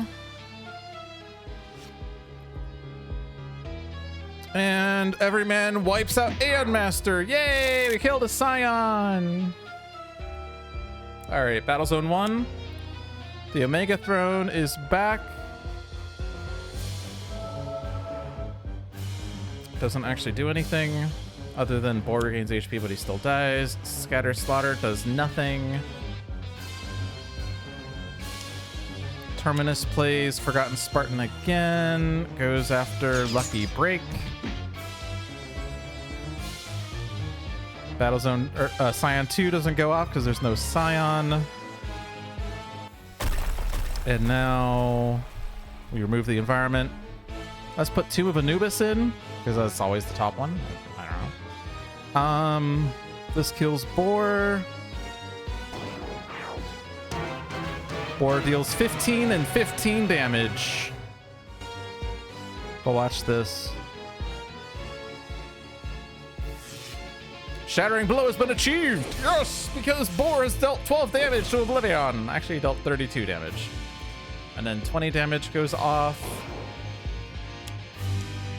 Deal each target in the game 2 and 2. Okay. Well, the cool thing is this kills Progeny. When this card is destroyed, put the top card of each hero deck into play, then remove this card from the game. Unfortunately, there are no heroes in this battle zone, so it does nothing. Okay, well, there are no Scions in play. That's the good news.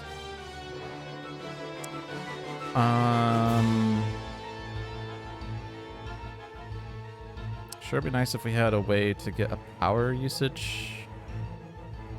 Oh, but we're not. Yeah, we can't actually get ideals to do a -1. This also does a lot of damage to Lifeline, by the way. But I don't think order matters.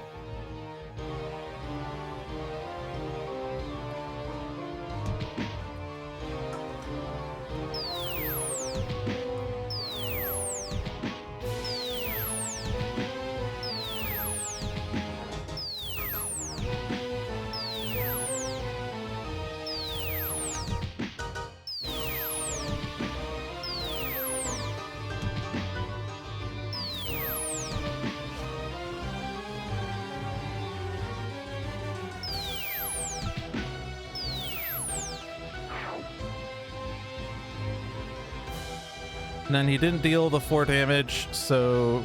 Or he didn't deal damage, so he added 4 devastation tokens. However, unlike the last time I fought him, we also don't have the shield that says if no damage is dealt, add 4 devastation tokens. We're not sitting at 10 right now, which is really good. We probably want to add the Scion to Battle Zone 1. Because we're just going to go there anyway. Yeah. We get Empyrean.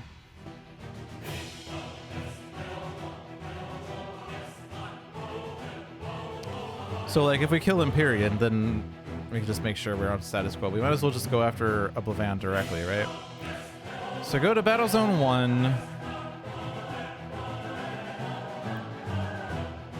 At least I'm pretty sure we want Lifeline to go to Battle Zone 1. I guess Lucky Break is more powerful. It's in Battle Zone with other heroes. So I guess he stays where he is. But if he stays where he is, then we probably should just put the Scion there, huh? Okay, yeah, I'm gonna rewind then. This is kind of cheaty, I guess. But if I'm gonna leave Lifeline in Battle Zone 2 because I want like Lucky Break to do more things, then I'm wanting there to be things to hit with Lucky Break. So stay where you are. Yeah, and also take on the true hero, that's fine.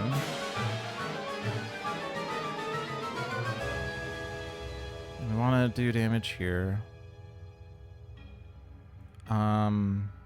Empyrean retaliates the first time he's dealt damage, so it's gonna hit Lifeline for 2. So I don't want to do self-damage still.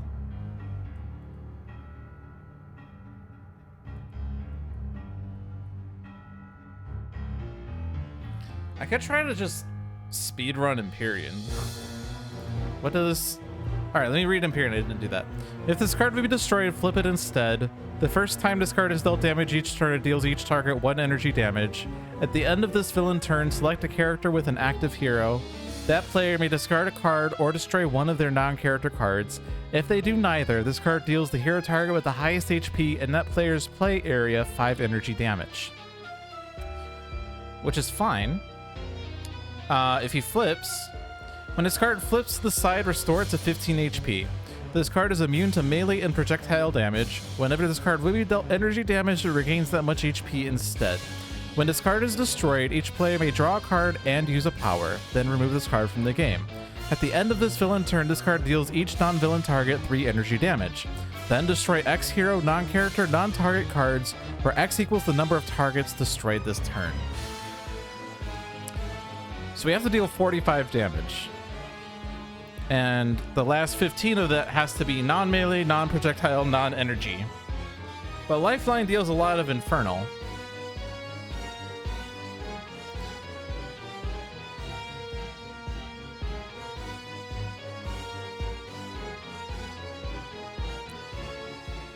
I don't think it's a good idea to use Vitae Strike though. Do I want to use like Vitality Battery?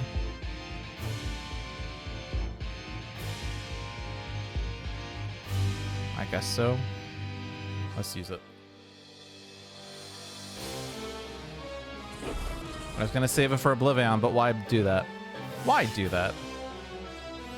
'Tis foolish.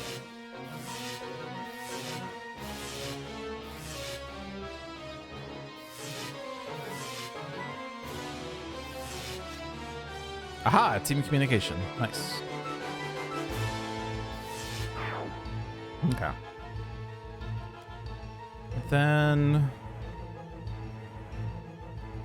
do I use Harrow? That seems risky. We have destroyed 1 card so far.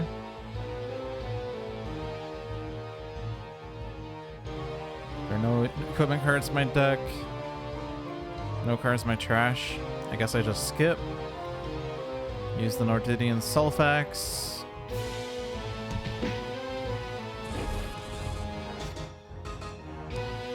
Okay. Let's do the damage. Do as much as we can. I could move these cards to my hand. I don't care about those, so let's just move a card from my trash. I don't want to do that. Damage. Damage. And we're all playing one-shots. And this is Unnatural Upheaval, dealing infernal damage equal to the number of cards destroyed this turn, which kind of sounds like we want to destroy lots of cards.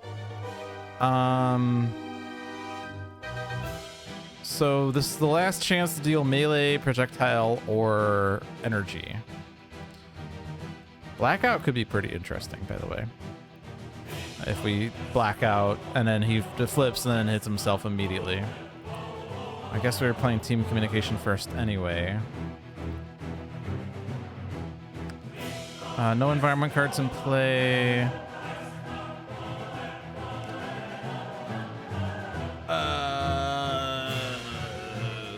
Sonic projectile. The projectile won't work. I do want to deal 1 damage though, I feel like. So let's... But that's Sonic. I want to use up a melee damage. If it's going to be just 1. Actually... Riot needs to deal damage this way. You don't have the +1.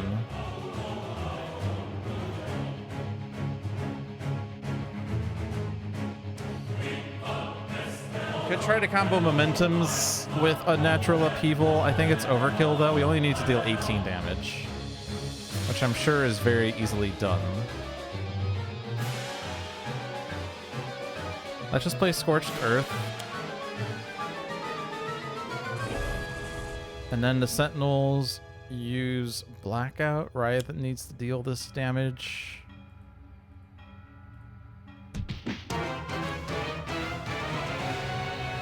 And then flipped Empyrean hits himself for 2, right? Well, I guess this goes off first. Which is fine.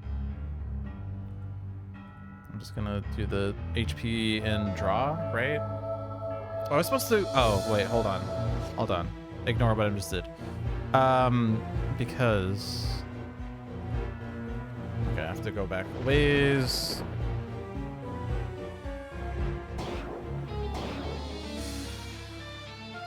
Okay. I wanted to play team communication first. And it does draw unique capabilities, which means we can get signatures out as well.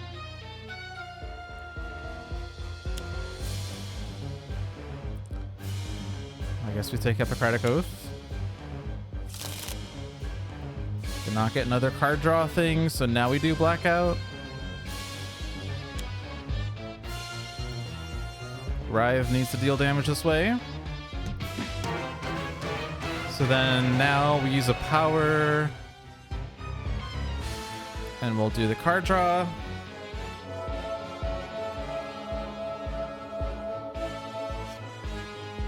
Get another unique capabilities. Nice. And then Empyrean hits himself. Okay. We're still at 1 card destroyed this turn. So let's play Still Life. Destroys a momentum, but I get to do lots of things at the end of this turn. I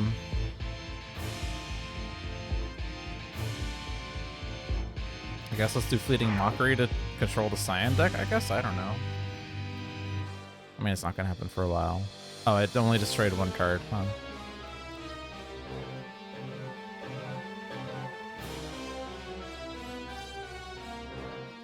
I have no equipment. I have no cards in my trash. I can destroy... I could destroy Cosmic Immolation at this point, I guess. As the thing is that, I mean, I lose the +2 damage, but it will power up the card that's revealed, which I can't really look at.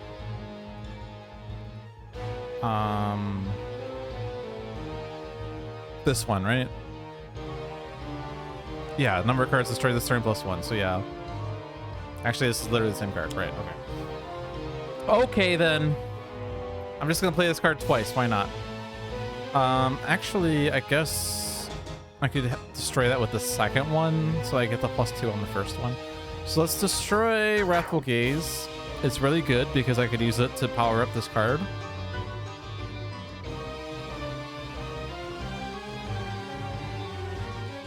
I could destroy Momentums this way. We're at 3 cards. +1 is 4, and I still have the +2 right now, so we're at 6. And then the next one, I'll destroy Cosmic Immolation, which will be a +1 -2, so that's 5. So I'm at 11 damage right now, so I need to destroy 1 more card to deal enough damage.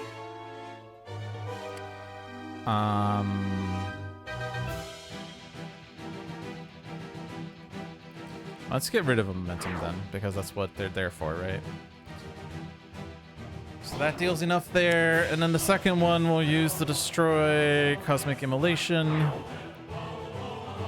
And now this deals enough damage to kill him, period. Everyone draws a card and uses a power. Okay. Johnny Rocket will draw and then draw, right? So that one's easy. I find draws and then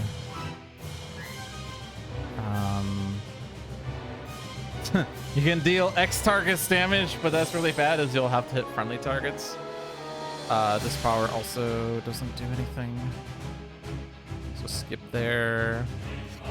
Draw draws and doesn't have a thing there.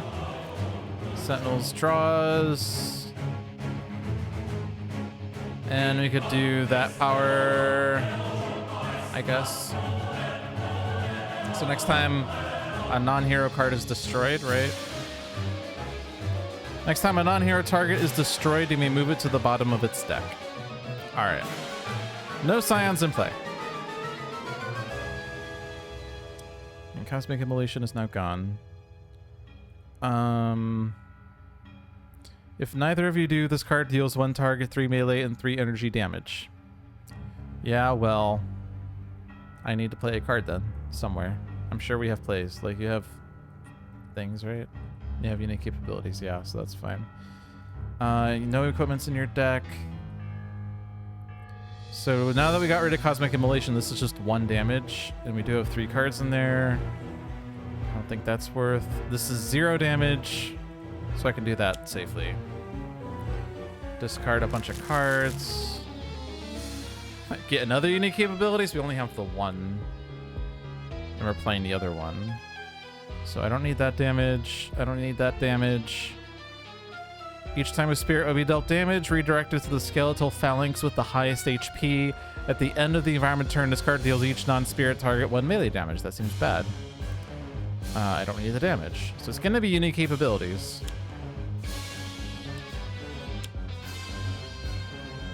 Which gets the Aura Vision, and then I draw, and then I play. And now this unique capabilities doesn't do anything other than draw and play. But all my signatures are in play now? Yeah. I could play Human Shield, but I'd rather not do that out of turn.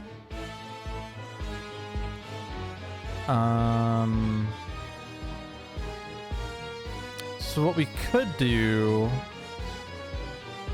Since we do have Hippocratic Oath, Medico could deal damage. Instead, a hero regains that much HP. Which could go to Lifeline, which seems pretty good. We could also do Positive Energy just to regain 1 across the board. One of your heroes deals up to 3 targets, 1 melee damage each. If this is Medico hitting Sentinels, that'd be 2, 2, and 1, because Mainstay has a -1, so that's 5. Otherwise, Coordinated Assault is 6.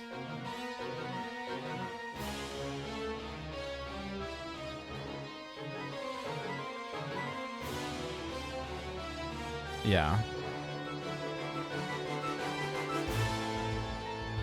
I think I'd rather do Telekinetic Wallop because we don't have multiple targets to have to hit anyway. So Medico... Hippocratic Oath.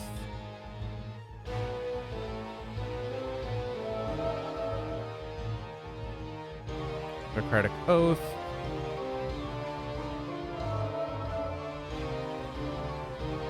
And that's 1 there, and that's 1 there. We don't have a random plus on someone else now, right? Because we lost Lifelines +2.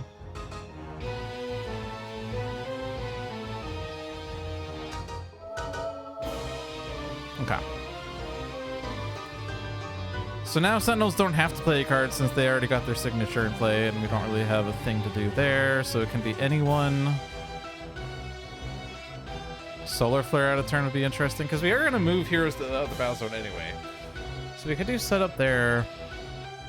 The Sentinels have the Infusion of Power, So we do want Sentinels to be in a battle zone with only 2 heroes.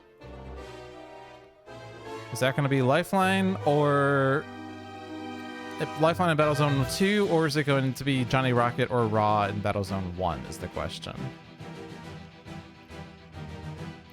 We do have the OblivAeon shard on Johnny Rocket. Only 5 Devastation tokens though, which isn't that much.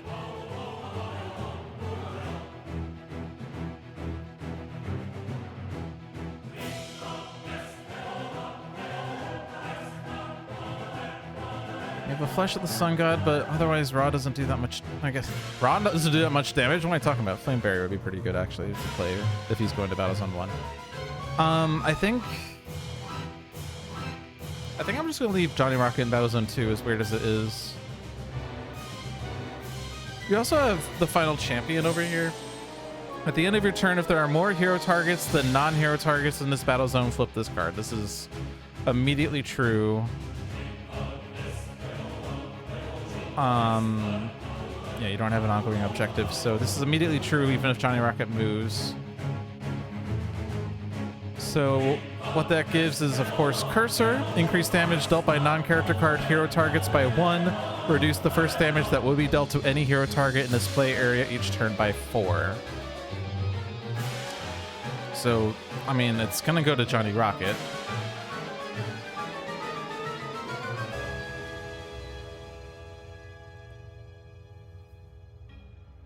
Unless he wants to take Cold War, but you still don't have another power. I mean, you never get another power until you get a reward is what's going to happen.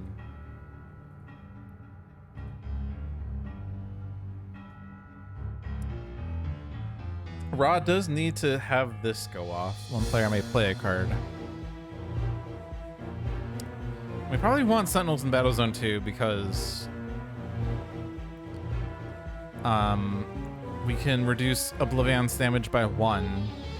And, like, once this is flipped, this is really powerful on Sentinels. Johnny Rocket wants to go against OblivAeon, but maybe not right away. But if I move Raw to Battle Zone 1, then we don't get a tick on Orchestrate the Void. Like, if I do Raw in Battle Zone 1, Sentinels on Battle Zone 1, you don't get a tick on Orchestrate the Void.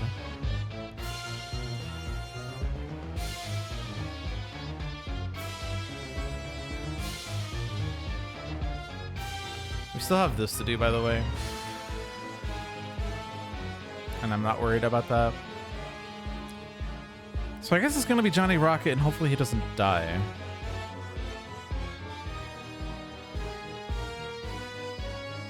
I guess with the -4, that's fine. Okay, so Johnny Rocket moves to Battle Zone 1.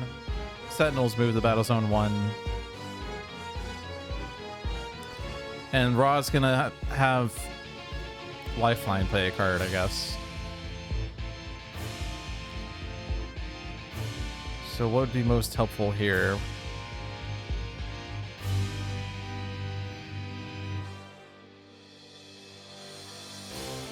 I guess just play fast footwork. Always play fast footwork. So draw 2, play a card.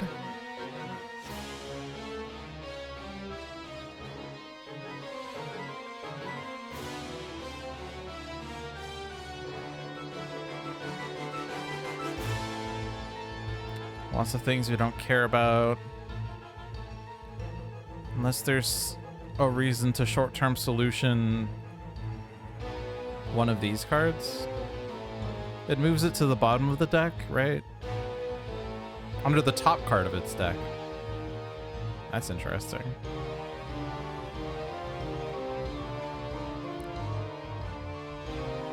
I guess there would be a way to combo this with... I guess we could do it on Momentum, actually. And get that momentum back into play, like, pretty fast. Like, put fast footwork onto the top card of the deck. Sure, why not?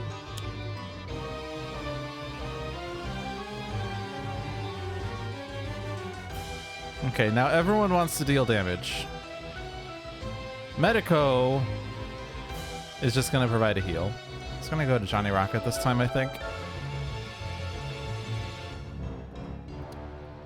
That one. That one. And each Sentinel counts for this, right? Yeah. So everyone does need a hit because we need to get to 6.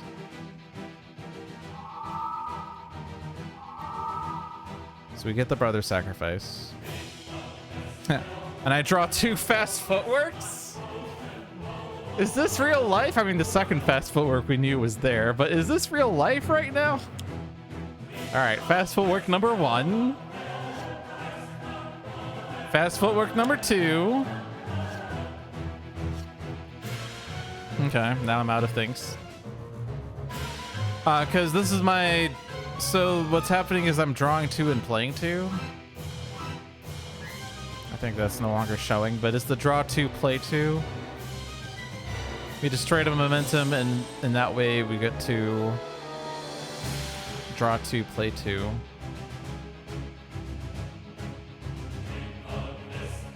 But we don't need any of these this turn.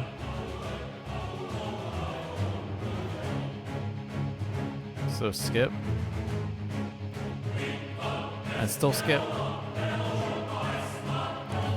So we're leaving Raw in Battlezone 1. Or sorry, Raw in Battlezone 2, Johnny Rocket Battlezone 1. Take the final champion.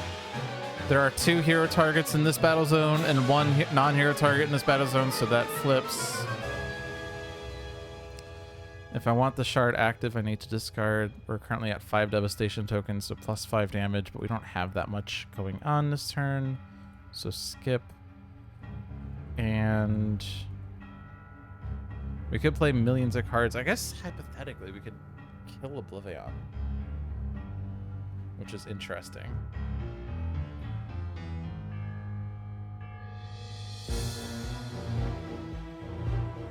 It is interesting, isn't it? As we can get 1,000,000 cards into play this turn. Increase damage dealt by Johnny Rocket by 7. We could also use Flurry of Blows to do millions of damage. Could make OblivAeon not deal damage to ensure that he doesn't hit Johnny Rocket with the plus millions. I think I'm fine holding off for 1 more round, though. The countdown's at 3. We should be safe. Unless we get really unlucky. But I think the countdown can only go down once by the play, right? Like Temporal Fractures. Yeah, move the countdown token 1 space towards 0, but it can only play once. It doesn't play another card. Unlike the one that adds a Devastation token. Add a Devastation token, play the top card of OblivAeon's deck, so... I think I hold off. Save all of the damage. I guess I'm not going to play multiple free-for-alls ever. And my base power already draws, but I could also just not do anything. I'm just not going to do anything. You get a short-term solution and a fast footwork. And then I can do this. And then I can hit myself to use my own base power, which allows me to draw another card. Aha, this is why I didn't use my base power. Okay. Cursor's active now. So stay where you are. And use the incap for more plays. Any other setup that we can do that would make sense? Not really.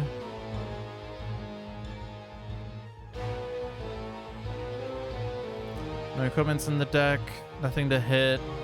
1 damage to move 3 cards from my trash is a lot of cards. Or 0 damage and play a card, I guess is fine.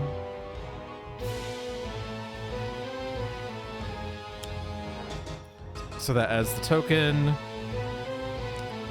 Discard cards. So you could do calculated action. Fling in the Darkness, which we don't need. Living Conflagration, which does forced damage. Or the Temptation of Orpheus, Torment. When this card enters play, destroy all of the torments. The first time any non-hero card is revealed each turn, one hero character may deal themselves 2 psychic damage. If no damage is dealt this way, put the revealed card into play. Interesting. It's going to be calculated action, as it's free. I don't think I need to play 2 cards, though. I mean, I can hit myself for 1 to move 3 cards from my trash, and then I can immediately play the card that one of the cards that I draw.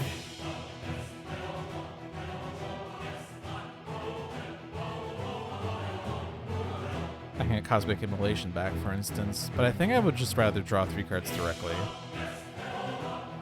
I could use a power, but I don't need to. So Unnatural Upheaval, calculated action number 2, Enclave's Tech. All right. And now we have nothing to hit with our powers. So we could skip to draw more, or I could set up Flame Barrier or Flesh of the Sun God. Is there anything I'm digging for at this point? Imbued Fire, maybe? Yeah, I guess Imbued Fire is pretty good. So let's skip. Flush the Sun God and Fire Blast. That's not Imbued Fire. Alright, now Sentinels go to Battle Zone 1. And now the Infusion of Power will be active by the end of this turn.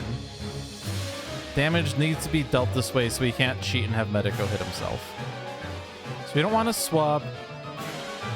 The in-cap abilities we have are play a card, destroy an environment card, or a hero target deals 1 target 2 lightning damage.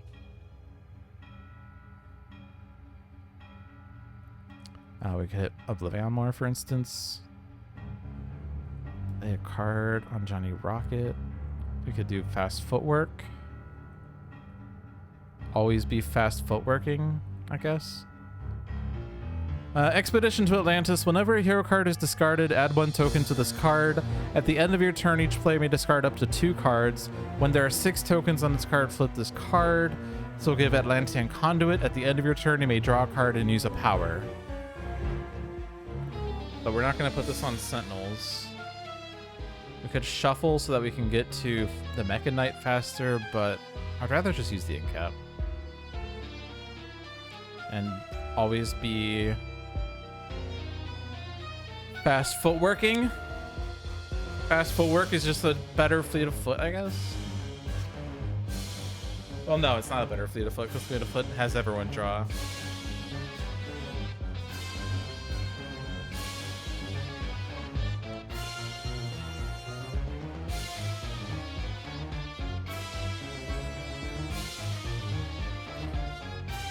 I think I still want to save like Still Life for once we've used the OblivAeon shard, right?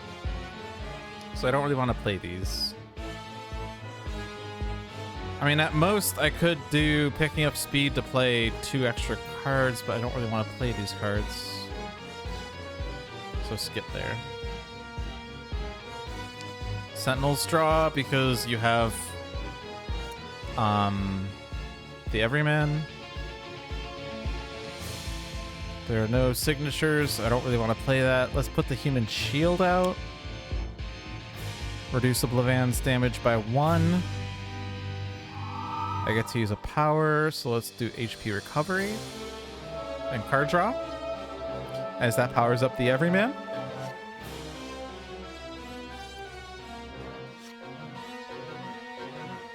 $23 damage. And someone needs to be dealt damage. Hero needs to be dealt damage this way, so I can't like use Caligula's form to cheat.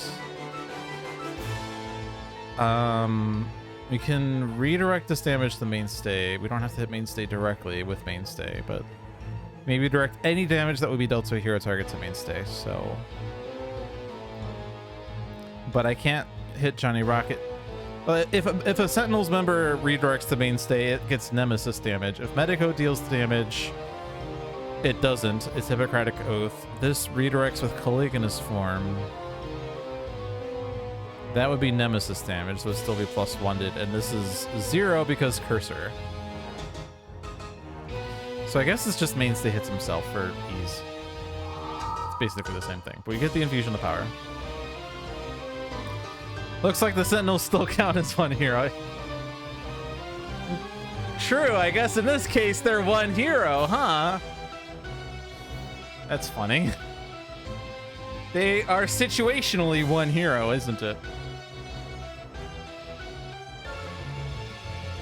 Actually, is that a bug? I guess that might be a bug, isn't it?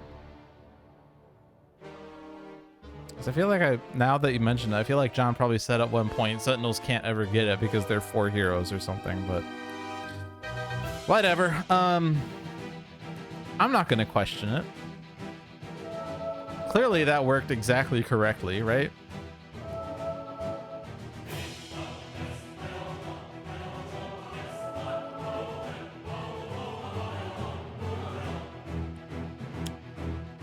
Swinging Blades. At the end of the environment turn, deal each target 3 melee damage. At the start of the environment turn, a hero target may take 2 melee damage if they take damage the way destroy this card. So 3 damage now, 2 damage later. Oh man, Coligonous Form prevents the redirection. That's tragic. Well, OblivAeon takes it for sure. I'd say Johnny Rocket takes the -4. Now, it is 1 damage to mainstay. I'd probably do want to hit every man, though. Because that's a card draw.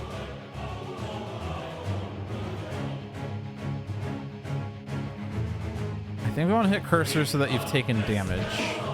So that you can regain HP. I think Medico could take the damage. That's fine.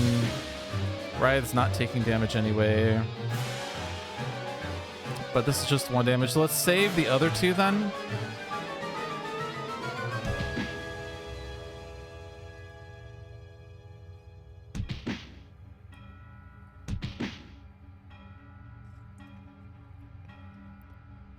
No Scion.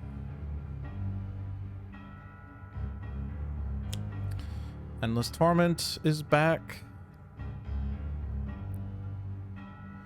And no Scion.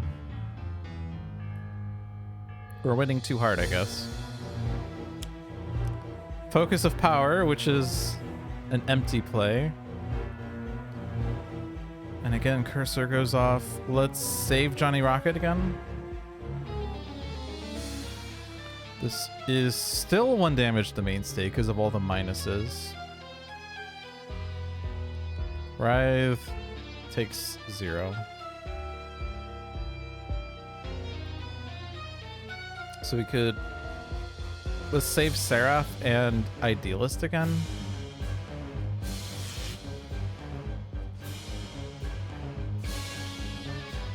And then everyone else takes their damage.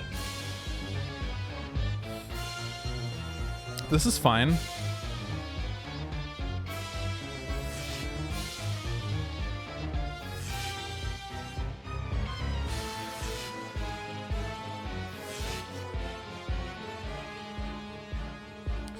And let's add it to Battlezone 1 as we're going there anyway. Boss! Son of a bitch. This game is now 20 minutes longer. Fantastic. All right, go to Battlezone 1. I pretty much want to do everything that gets Sentinels plays or damages. Or powers. I mean, anything that lets Sentinels deal damage as they get to use a power, which will... be awesome. That said, you don't have an active objective right now, so I'm kind of inclined to just give you one. And it's not like extra powers are bad, right? It's fine. Next up is Summon the Colosseum. Whenever a hero target deals 2 or more damage to multiple targets in a single turn, deals one target 4 or more damage at once, or destroys a target, add 1 token to this card. When there are 5 tokens on this card, flip this card. This gets you Bloodsworn Exhibition. Power. Destroy up to 6 targets with 7 or fewer HP each. Put this card on top of a hero deck in either battle zone. Thank you for the raid, NASCAT Art. Here we come to save the day. We're doing pretty good though. All right, so we're gonna do super turns. We're going to hit myself, play 2, hit myself. I don't need to take damage this way, right? Okay, so redirect that. We're going to take calculated action. We're gonna take cosmic immolation.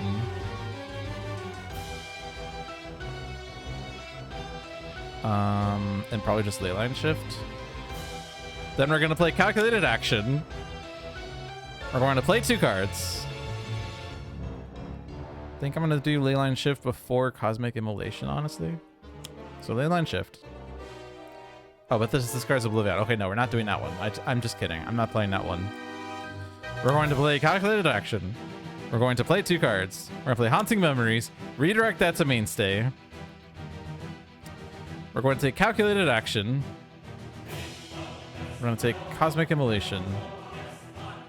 So I can't use this because that discards an OblivAeon card, which could make the Abyss stare back. So I guess I take Harrow.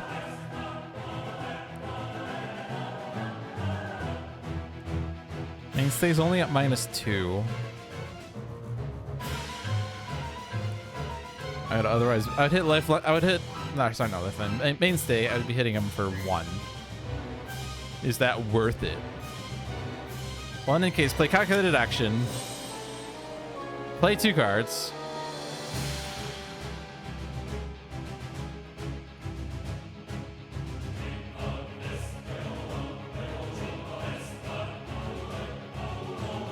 I'm gonna keep that Haunting Memories to bring back the calculated actions.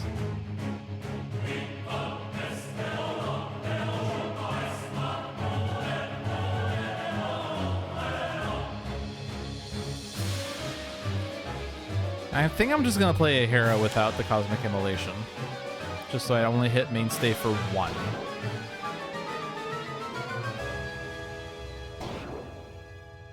I know it's literally the worst, but what can you do? I could throw this to Writhe. Oh, but that's still 0. Okay. I will assert dominance then.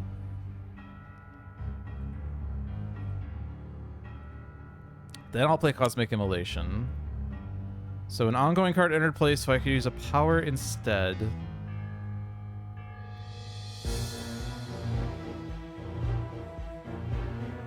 I can deal 4 targets 2 infernal damage each, which is not enough targets. When this card is destroyed, deal 1 target damage equal to the number of cards destroyed this way. It would be just 1 plus the 2. So I guess I just draw then. I don't really want to use my base power, I'll be honest. Is it irreducible? No. If it was irreducible, I'd probably use it to hit Voss.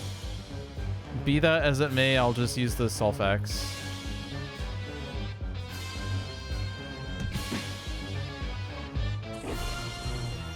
Okay. I will deal damage. I will...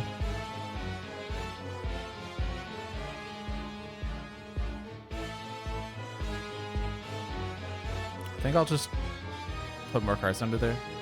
Wait, I put a calculated action there. Oh well. I'm not gonna use that. I will deal damage. I will deal damage. Top card is an ongoing, so we can all play ongoings. Johnny Rocket still has some momentums there. Sentinels. They could play another Human Shield if they really wanted, I guess. It's kind of a waste. Alright, is it worth playing this? You can play momentum and play a card. I'd rather do that out of sequence. Or I don't want to do it out of sequence, rather. So I don't need to move a card out of play, do I? I don't think so.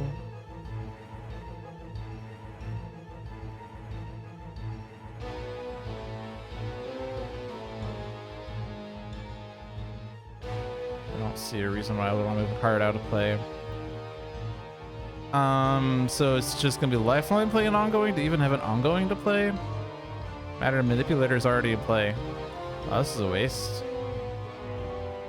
No playable cards. Don't want to play those. Don't want to play those. So you just play that. But now Chronois is active, and he can allow me and one other player to play a card, or if neither of us do, he deals 3 and 3, but is affected by Cursor, so it's 4 and 4. Okay. So since I don't have all of my calculated actions there, I don't really want to do that damage. This will hit myself for 4 now. I don't really want to do that either. I'm kind of a wuss, I'll be honest. I'll just have Sentinels play a card. Because...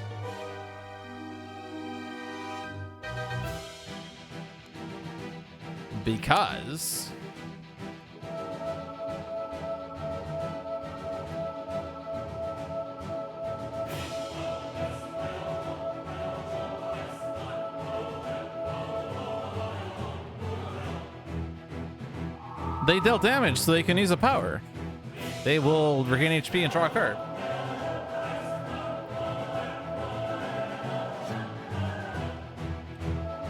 And because they use the power, they regain HP. Right? That's what happened, right? I think, yeah, I think they regained HP twice. Okay. Or at least one of them. I don't know. Someone regained HP. Depending on what the definition of your hero means, whenever your hero uses a power, they regain 1 HP, you know. At the end of your turn, each player may discard up to 2 cards. We have 0 tokens. This just automatically gains tokens. Do we need the power out of sequence? No. Skip. Okay. Stay where you are.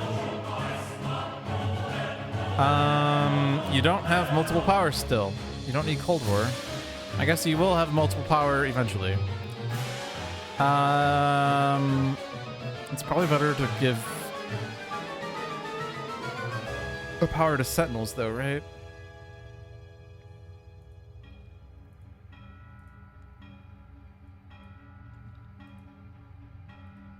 So deal damage.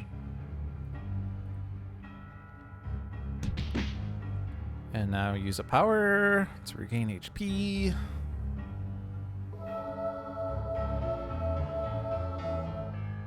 Draw a card.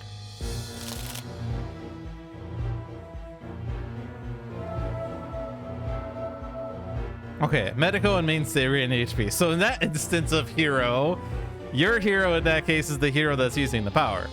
Fun fact. Okay. We're gonna discard a card. That card is going to be...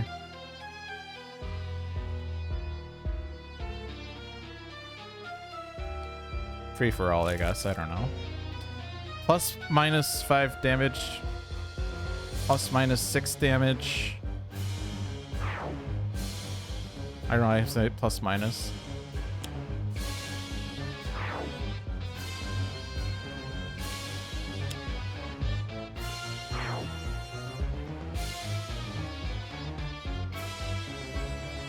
Learning and growing, Zach would say.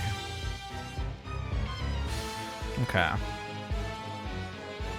I want to play a momentum. I want to play a momentum. I want to play a momentum.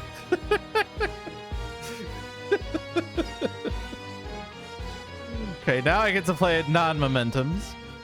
I will destroy a momentum so that you don't deal damage. Destroy momentum. Yeah, so...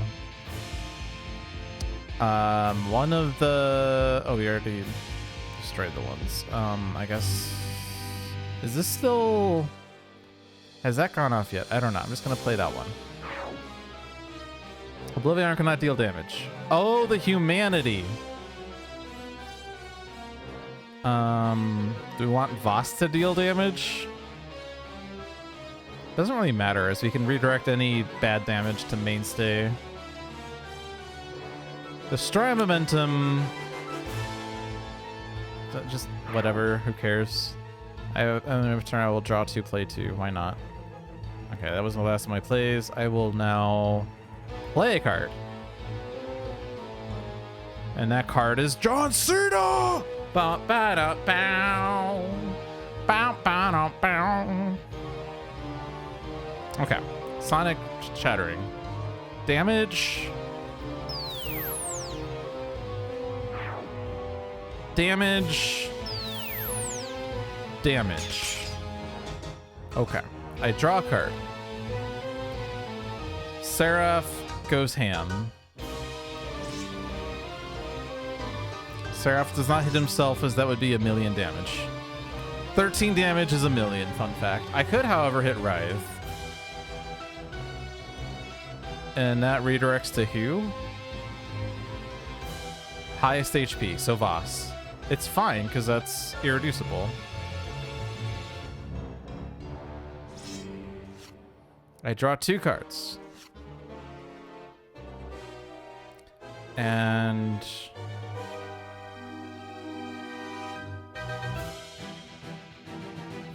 I wonder if I could actually kill Voss. There are 5 momentums in play. The +5 doesn't matter against Voss, though. The problem is really the +3 that I have right now. So it's 4 damage 5 times. That doesn't kill Voss. It's silly. 9 cards have entered play this turn and destroy momentum. Or deal 2 damage. That just kills OblivAeon. Right there. It does not, just kidding. If only there was a way to deal more damage to OblivAeon somehow. If only there was a way to deal more damage to OblivAeon somehow.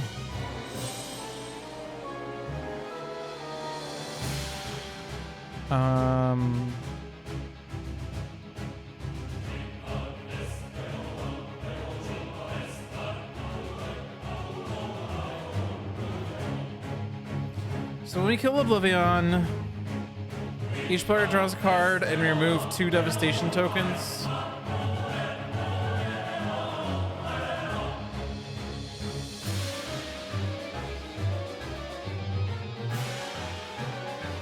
I mean, Raw could just deal random damage to OblivAeon anyway. I think we're just gonna leave everyone in Battle Zone 1. Actually, if we kill OblivAeon, he moves to Battle Zone 2, and then Focus of Power actually does something. Which is actually not good. Ay, caramba! So what it does, at the end of this villain turn, if OblivAeon is in this battle zone, add 1 devastation token to the inevitable destruction card and play the top card of OblivAeon's deck. Because he flees, right? I think it says on this page. He moves the other battle zone, yeah.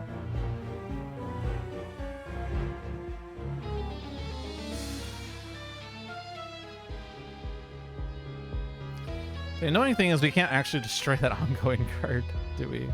Can we? Do the Sentinels have ongoing destruction? No? The Sentinels can do anything except destroy ongoing cards, apparently. Also, Rod never destroys ongoing cards. Orchestrate the Void is still 2 turns away from doing something, as said. I guess we're just gonna let OblivAeon add a devastation token and play a random card on his turn. What's the worst that can happen? It's a villain card, Michael. How much could it deal? 1 damage? You've never played Sentinels before, have you?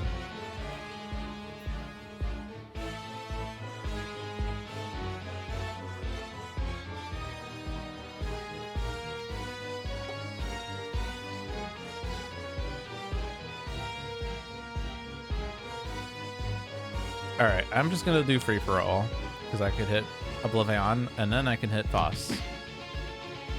Oh, and we have to use a power here if we wanted.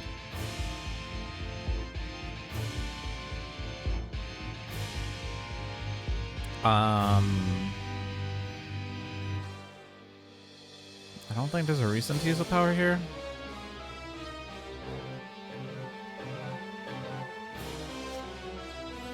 Damage. Damage. Cards. Cards. All right, OblivAeon is on page 3. Also, I haven't read out Voss, by the way. So OblivAeon page 3. When turned to this page, OblivAeon's HP is set to 120, then OblivAeon moves to the other battle zone. Whenever OblivAeon moves from one battle zone to the other, one devastation token is added to the inevitable destruction card. OblivAeon is immune to damage dealt by OblivAeon. At the start of OblivAeon's turn, the countdown token moves one space towards 0. When the countdown token reaches 0, OblivAeon erases a hero and their surroundings from existence. The hero with the lowest HP is removed from the game entirely, including all their cards, their character card, and even their rewards. Then an environment is removed from the game as per the rules on the Scion Reserve. Then the countdown token moves to 1. 1! If OblivAeon is destroyed, you have saved the multiverse. You win! At the end of OblivAeon's turn, OblivAeon moves to the battle zone with the most hero targets. Then OblivAeon deals each target 3 infernal damage. At the end of each hero turn of a hero in the battle zone with OblivAeon, the top card of OblivAeon's deck is played. Okay. It's also this page. Oh. It just loops back. Alright, so we win if we kill OblivAeon. Yay. Rhinek Calvas.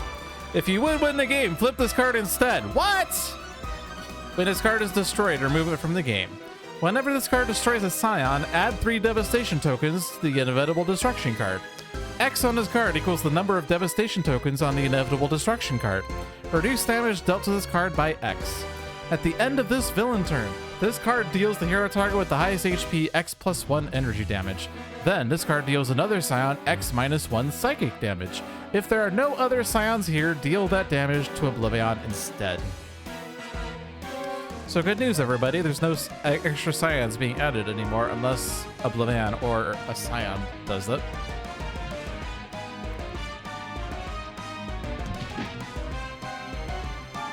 We already did this one. Yes. Destroy momentum. Okay.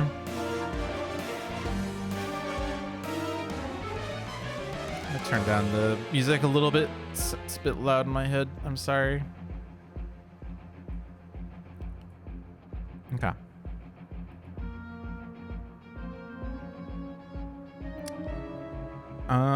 I could stay here, but then OblivAeon plays a card anyway. Like, the big issue is the card play. I don't care about the devastation token, honestly. And I don't have ongoing destruction other than my own. So I'm moving to Battle Zone 1 then. Is there a person to trade this with that would do something?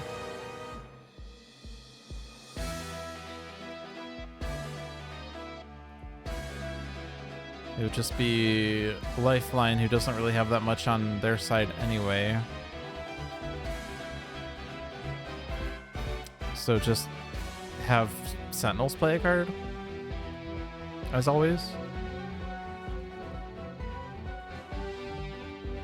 Team Communication.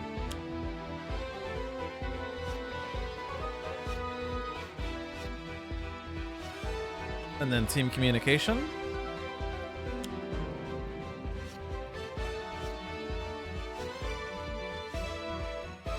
How many cards are left? 0. So the next Team Communication does nothing. That's fine.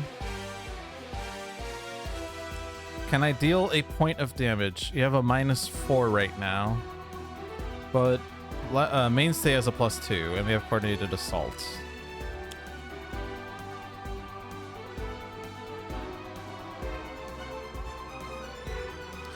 Also... Also, Everyman is one of my hero targets, by the way. One of your hero targets deals 1 target damage, but Everyman is one of my hero targets.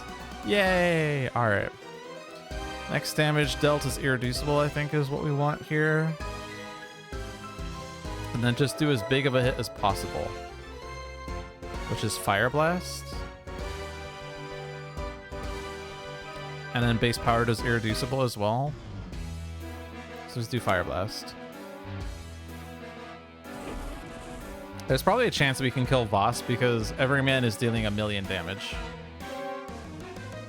I will have to remove one of my ongoing cards, which is Blazing Tornado. I think that's acceptable. I can redirect this to Mainstay if I wanted. Mainstay's at 8 though, so I say no to that. Removing Staff of Ra, Summon Staff, Blazing Tornado, Fire Blast from the game. Okay.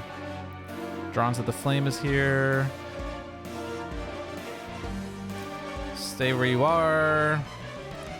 Your incapacitated ability is play a card, destroy an environment card, or a hero target deals 2 lightning damage. I mean, we have a +1,000,000 over here. Cursor actually has a +1, or well, Seraph and Cursor have +1.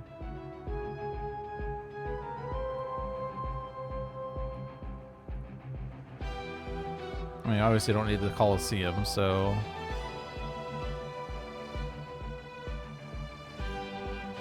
Seraph, deal damage.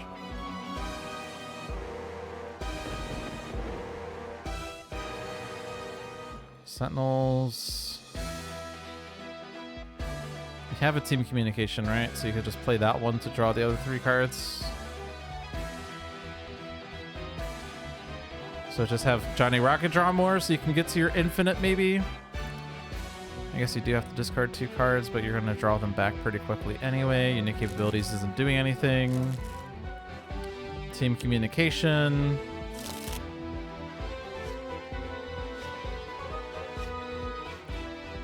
The next Team Communication doesn't actually do anything.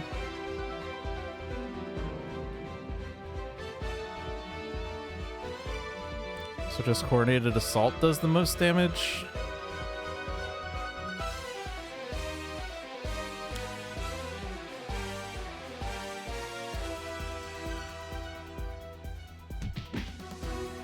Sentinels can use a power. Next damage dealt to that target is irreducible.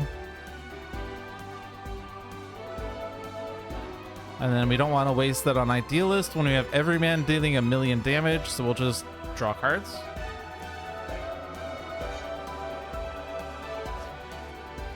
Unique Capabilities. Draw a card. Every man deals 34! Okay.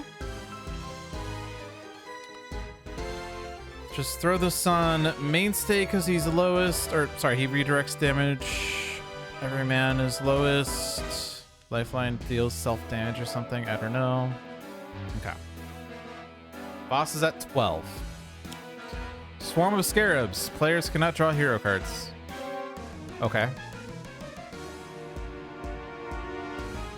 Boss plays Wave of Oppression. Destroy a non-target environment card. Deal each non-villain target 2 psychic damage. Each player discards a card. Okay.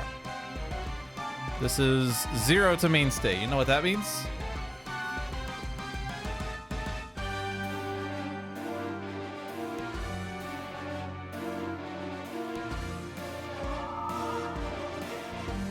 Okay, and then let's clear the Human Shield because I don't know if we want to do that next damage, but everyone discards 1. Enclave's Tech does nothing. By the way, we're discarding, which means, by the way, tokens. Yeah. I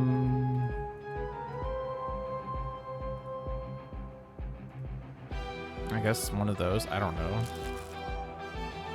Don't need 2 flushes, do I? I mean, it's most likely this card gets destroyed by base power, I guess. Expedition to Atlantis is fulfilled. And Sentinels will discard unique capabilities because all their cards are in play anyway. Alright. Apex of Humanity there. Medico could take it, that's fine. Alright, Battle Zone 2.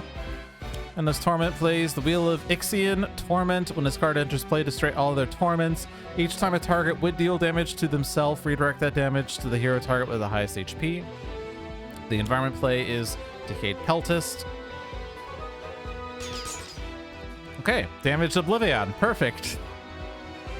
OblivAeon plays Peer Through Reality. So he moves back to Battle Zone 1. Okay. and adds a devastation token. Oh no. But OblivAeon can't deal damage. Oh, the humanity. Alright, and add a devastation token, play a card. Oh no, why do we have so many devastation tokens? Deal each target damage. Add devastation tokens. Oh no! We're at 12 devastation tokens right now! Oh no! Oh! Oh! Oh!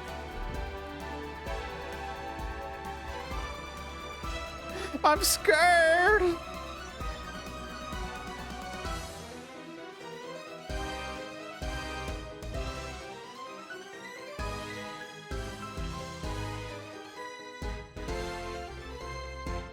Should we just have everyone play extra cards? Or do I give Sentinels a power?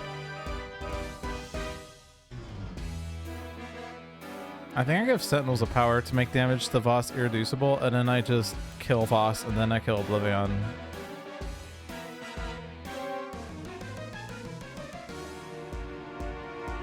I reveal the top card of a deck.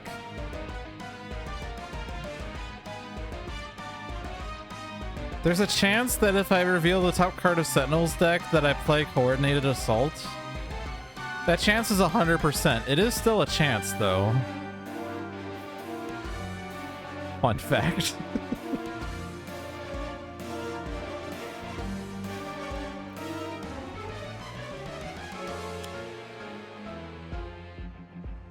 One of my hero targets. Everyman is one of my hero targets, but actually no, Everyman has a +1 because of Cursor. -12?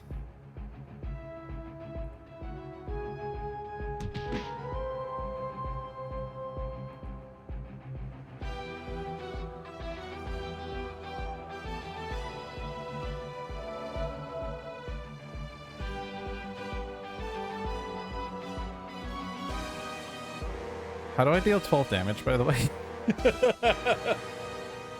I have a +2.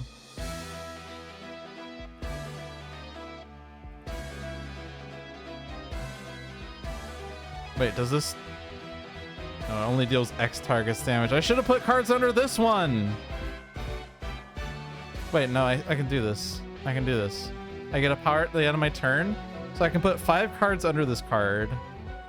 And then at the end of my turn, destroy this card to deal 6 irreducible, but it's really 8. Okay, it's fine. It's fine.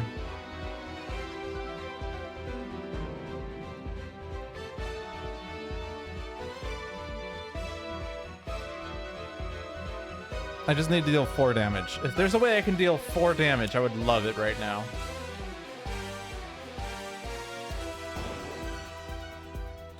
Oh, look, I dealt 4 damage.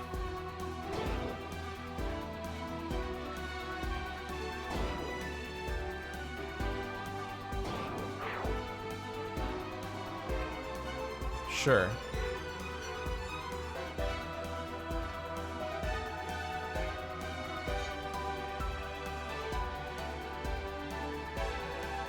How many ongoing cards do I have? 6? No, this is still more damage to OblivAeon.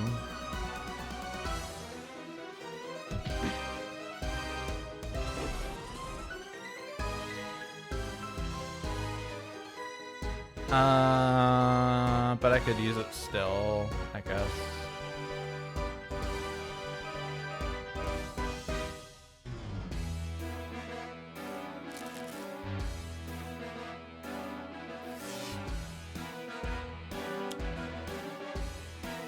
Destroy the non-villain target with the lowest HP. I don't know who this is. Who am I preventing? All right, I guess I gotta look at this card. The Everyman. No! If only there was a way I could redraw the Everyman and play it like right away. Okay.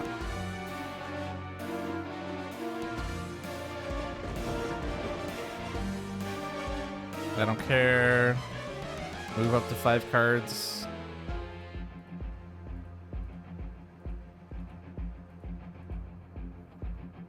Damage. Wait, is this irreducible damage? It is. Okay, no, we're fine. We're fine. We're fine. We're fine. Okay.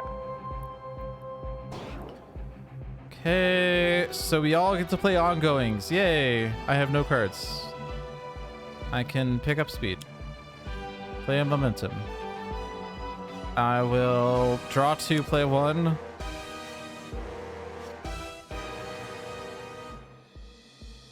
I get to play another card after this as well.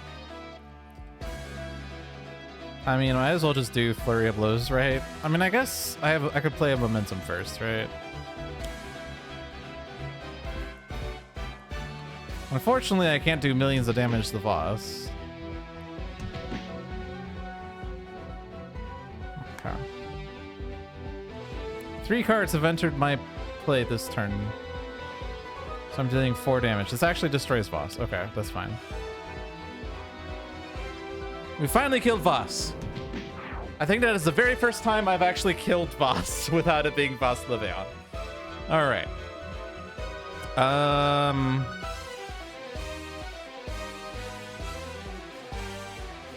Also, wasn't OblivAeon supposed to play a card? Did he play a card and I didn't notice it?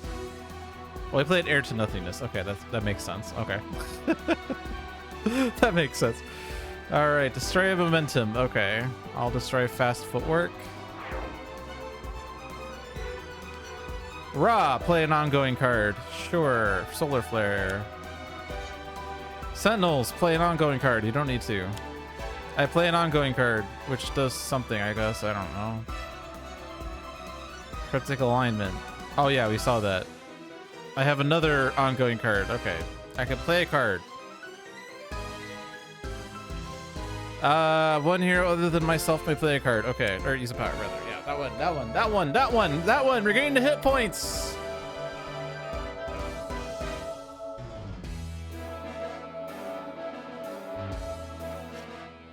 And everyone draws. Yes. Swinging Blades is back. Johnny Rocket uses a power. Johnny Rocket plays a card. And now we finish off with Flurry. Right? Yeah, I don't think the others matter. Just deal damage. Destroy momentum. Deal damage. Destroy momentum. I've been waiting all game to do this.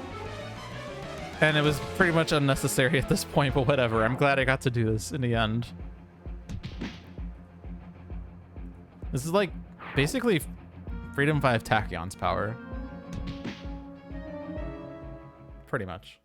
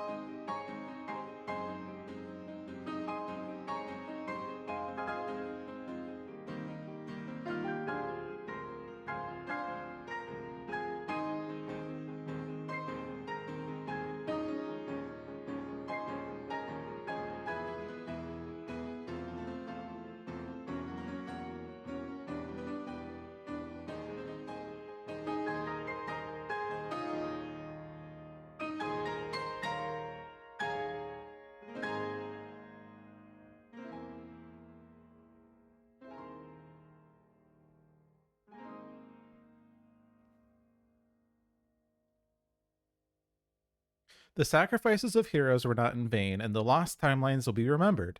You have defeated OblivAeon and saved the multiverse.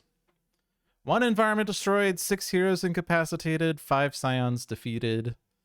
And we're all pretty healthy here. 8 HP on lifeline, but whatevs. It was actually a pretty nice OblivAeon match in the latter half. The first half was a bit hairy. I think the first couple of rounds I wasn't sure where my footing was. I think we did like successfully flip the shield and destroy it pretty quickly and got to page 2, but I don't think we really had many rewards at the time. But as usual, OblivAeon shard saves the day. And we had the brother sacrifice if we needed it in the last half, but it ended up not mattering. It was pretty nice reaching that point in second phase where we could wipe out both scions. Well, to be fair, OblivAeon took out both scions in Battlezone 1. We took out Aeon Master in Battlezone 2. And so there was no scions in either Battlezone, so we could only add one. The one he added was Empyrean. We destroyed him immediately. And then the replacement was Voss, and we got him to page 3, so he wasn't adding scions anymore. So really, anytime you can get... I mean, I shouldn't say it like that way.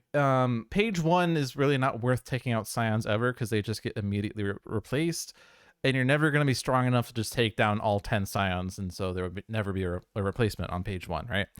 So once you hit page 2, if you can like destroy scions to get one battle zone down to 0, it's actually pretty good, because that means that battle zone doesn't get a scion turn, so you don't have to deal with as many scion plays. And if you reach the point where you can take out both scions or the scions in both battle zones, then you're doing really good, as that means there's no scion plays. You're effectively only having 1 villain turn instead of the 3 you normally have. So you're usually resting pretty easy there. So, and especially like if you can get to a point where you're like, you know, we got 6 heroes incapacitated. If you end up with 1 million heroes incapacitated, you never really get your footing. If you end up with 0 heroes incapacitated, it's usually really good, as you're just going to keep building up. Because like pretty much like every game of Sentinels is the same sort of thing, right? You are building up your team to make them stronger and stronger so you can eventually take down the villain. And the villain either starts off really strong to prevent you from being able to build up, or will try to destroy your setup over the course of the game. But if you can accelerate your setup faster than the villain can take you down or destroy your setup, then you win the game. And OblivAeon is usually difficult because he will keep wiping your team because you're too weak to begin with. But once you're strong enough to not get incapacitated, you can start building up your team and over accelerate to compensate for like the damage they do. Because OblivAeon doesn't really destroy your setup, though. He just kills you. There are a few cards that do say, you know, like each hero dealt damage destroys one of their non-character cards or whatever. But like, unlike, say, Omnitron. Omnitron has cards that say destroy all hero ongoing cards or destroy all hero equipment cards. OblivAeon doesn't have that. There are some scions that do, to be fair, but not all. So it's not usually like, the difficulty isn't like keeping your setup out, it's not getting your heroes incapacitated so you can keep your rewards and keep your setup going.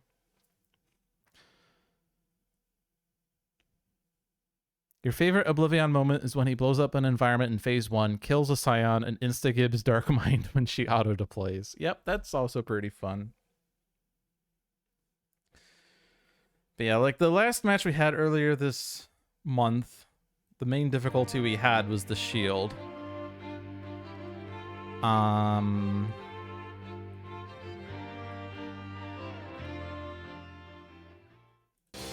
As the shield that we had...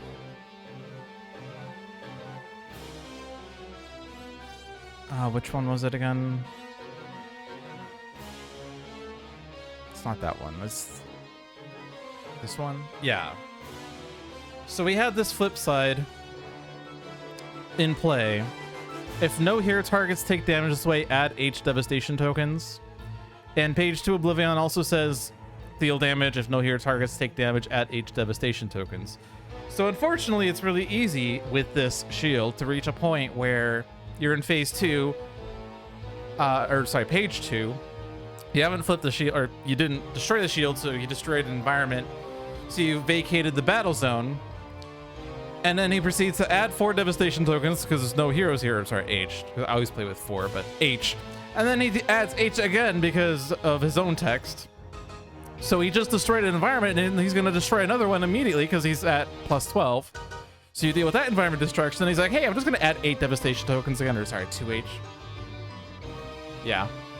Kind of brutal. Kind of brutal. But we didn't have that this time. We managed to get rid of the shield, which is always good. Anyway, let's pull up.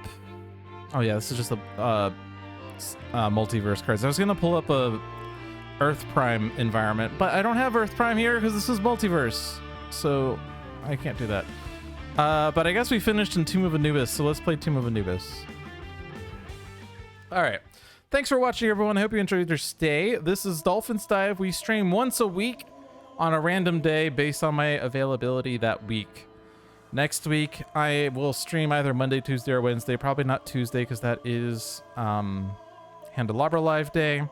So either Monday or Wednesday. Most likely Wednesday, I would say.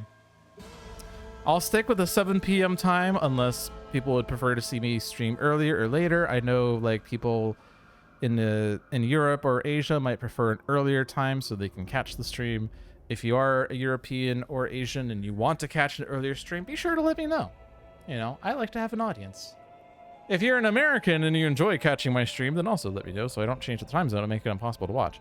But you know, and also if you're not a European, Asian, or American, I'm sorry I'm like boycotting like Africans or Australians or New Zealanders, I guess, but you know, I can't please everybody. In any case, do catch out Handelabra Live every Tuesday at 3 p.m. to see content before it is publicly available. John has recently been demoing Spirit Island, Jagged Earth content. So do check that out if you're a fan of Spirit Island. I'm sure One Deck Galaxy will also be showcased from time to time. I don't know the last time he's done a One Deck Galaxy stream. I know he did an A to Z stream. I haven't really been catching it, I'll be honest, because of my work availability. But yeah, he just showcases content. Be sure to watch it. Catch our live streams at twitch.tv/HandelabraGames or catch us on YouTube for the VODs. Either way, I hope to see you around next time. Have a good night, everyone. Peace.